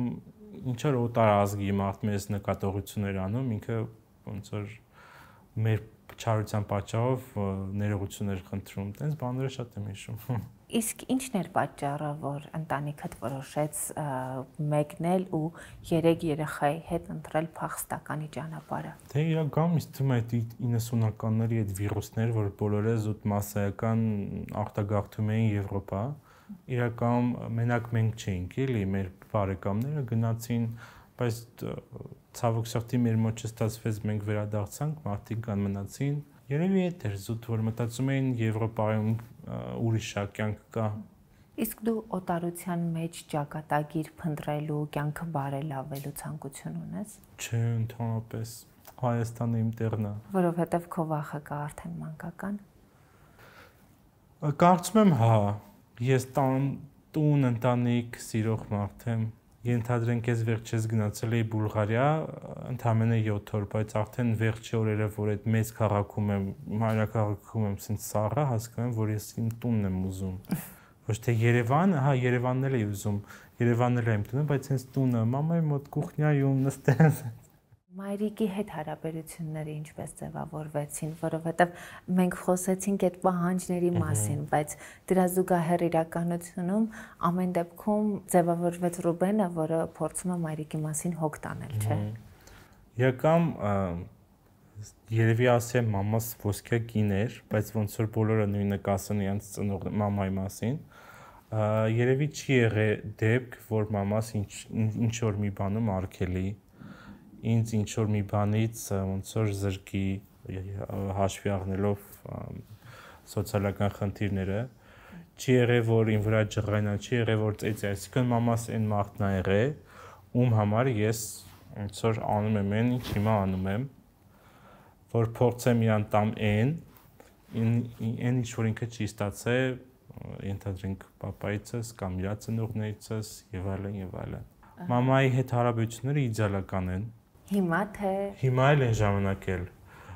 եղելա գիտես ոնց որ պա երբ որ արդեն դեռահասեն են որ ուզում է ինքնահաստատվել ես լրիվ ուրիշ ձև եմ մտածում հա ինչ որ տենց դրվագներ եղել են որ մամա դու չգիտես եւ այլն բայց դա եղել է ինչ որ ակնթարթ որ սենց կողքից նայում եմ ասում լավ Ռուբո ով ես դու եղել իսկ հիմա չէ հիմա իդեալական է այն ժամանակ էլ է իդեալական եղել բայց Փոքր տարիքում երբ դու ներկայացնում էիր քո պահանջները ու մաման փորձում էր դրանք բավարարել, բայց ոչ միշտ կարող էր ստացվել իր մոտ բավարարել այդ պահանջները։ Այդ փուլերում հարաբերությունները չէին վատանում։ Ընդհանրապես հակառակը ինքը ոնց որ ասում էր ոչինչ սպասի, ոնց որ մյուս ամենից կամ սպասի մի քիչ ուրիշը։ Իսկ քո կողմից, որովհետև ես ինչպես հասկանում եմ, դու այսպես հակասական հոգեբանությամբ մարդ ես եղել։ Հա, բավականին։ Իրական չէ, հա, նվնվոցներ անում էի, որ ինքը տա այն կոնկրետ այն, ինչ որ ես ուզում եմ։ Մանիպուլյացիաներ, հա, ինչ որ գոռոցներ եւ այլն, բայց ոնց որ մամաս հասկանում էր, որ մանիպուլյացիա է անում, ոնց որ կուլ չէր եթում։ Հիմա հարաբերությունները այնպիսին են, որ դու առհասարակ քեզ հետ կապված բոլոր հարցերով կարող ես գնալ մամայի հետ խոսել, թե Խոսա իհարկե, ոնց որ խոսում եմ, բայց որ ասեմ, տենց մամայից կարծիք եմ հարցնում, ոնց որ տենց բան, ոնց որ ոչ թե չկա, այլ ես ինքս ոնց որ կարծիքի կարիք դեռ չունեմ, էլի, որ ինչ որ մեկից հարցնեմ։ Իսկ մամայի հետ հա խոսում եմ, ցանկացած հարցում։ Օրինակ, ես այսօր սենց վիդեո եմ նկարել, գնալու եմ սենց հանդիպման, սենց միջոցառման են ինձ կանչել, իրան եմ տանում։ Բայց տենց վիդեոների մեջ չեմ ուզում իրան ցույց տամ, որտեվ դա էլ է ինչ որ չափով պատասխանատվություն։ Պապին, որը քեզ համար փոխարինում էր հայրիկին, երբ կորցրեցիր պապիկին, ինչպես դա անդրադարձավ քեզ։ Պապիկս մահացավ կորոնայի ժամանակ, հենց կորոնայից, այդ ժամանակ որտեվ ահավոր էր, շատ ահավոր էր, չգիտեմ, իմ եղբայրը պատերազմի մասնակից է փոքրը, պատերազմի ժամանակ սկսեց այդ անարխիան որ չգիտեմ ինչ էր կատարվում երկրում ընդհանուր ու այդ ժամանակ ոնց որ հերթով բոլորս վարակվեցինք պապիս ցավոք սրտի չկարողացավ բուժվի մահացավ այդ ժամանակ դա երևի շատ ծանր շրջան էր որ դու կոպիտ ասած չկարողացար իրան համ հիվանդանոցում տեսնես համ հաջողություն անես քո վերջին հաջողությունը իրան ասես մեկուսացված ժամանակ միակ տարբերակը իրան տեսնելը դա պատուհանից էր, բայց քանի որ ես աշխատում էի հենց ես չկարողացա գնամ, ոնց որ ես մենակ դրա համար եմ եւ իզեղջում, որ իրան գոնե չեմ գնացել պատուհանից տնամ։ Ու տենց ստացվեց։ Այդ փուլում, երբ զուգահեռ իրականությունում էլ եղբայրդ պատերազմի դաշտում էր, անհանգստություններ, վախեր ուներ, թե ներքուստ ամրացել էր։ Չէ, շատ էր վախը, որտեվ երբ որ պատերազմը սկսեց, ահա որ չգիտեմ ինչ պետք է անենք, չգիտենք ինչ մտածեինք անգամ, նեն ստացվեց, որ պապաս այդ ժամանակ որպես կամավոր գնաց փոքր եղբորս մոտ, այդ ժամանակ արդեն են պատերազմի թեժ ժամանակներն էր, որ կապտնվելու մասին առհասարակ չէինք էլ մտածում, բայց երևի չգիտեմ, Աստված մեր հետ էր ուղղակի, որ երկուսին էլ ոչինչ չեղավ։ Եղավ իրական խնդիրներ հոգեբանական, եղբայրս տեսավ ցավոք սրտի իր ընկերների մահը, որը իր վրա միանշանակ դա ազդեց։ Իրական հիմա ամեն ինչ նորմալ է, մենք ամեն ինչ արել ենք, ինքն էլ բավականին ուժեղ տղա է, հաղթարեց, հուսով եմ։ Պապաս էլ բարեբախտաբար նորմալ հետ վերադարձավ, ոնց որ հասավ մեզ։ Ռուբեն, շնորհակալ եմ շատ մեր զրույցի ու անկեղծանալու ու քո պատմությունը մեզ վստահելու համար։ Ես եմ շնորհակալ այս հարցերը տալու։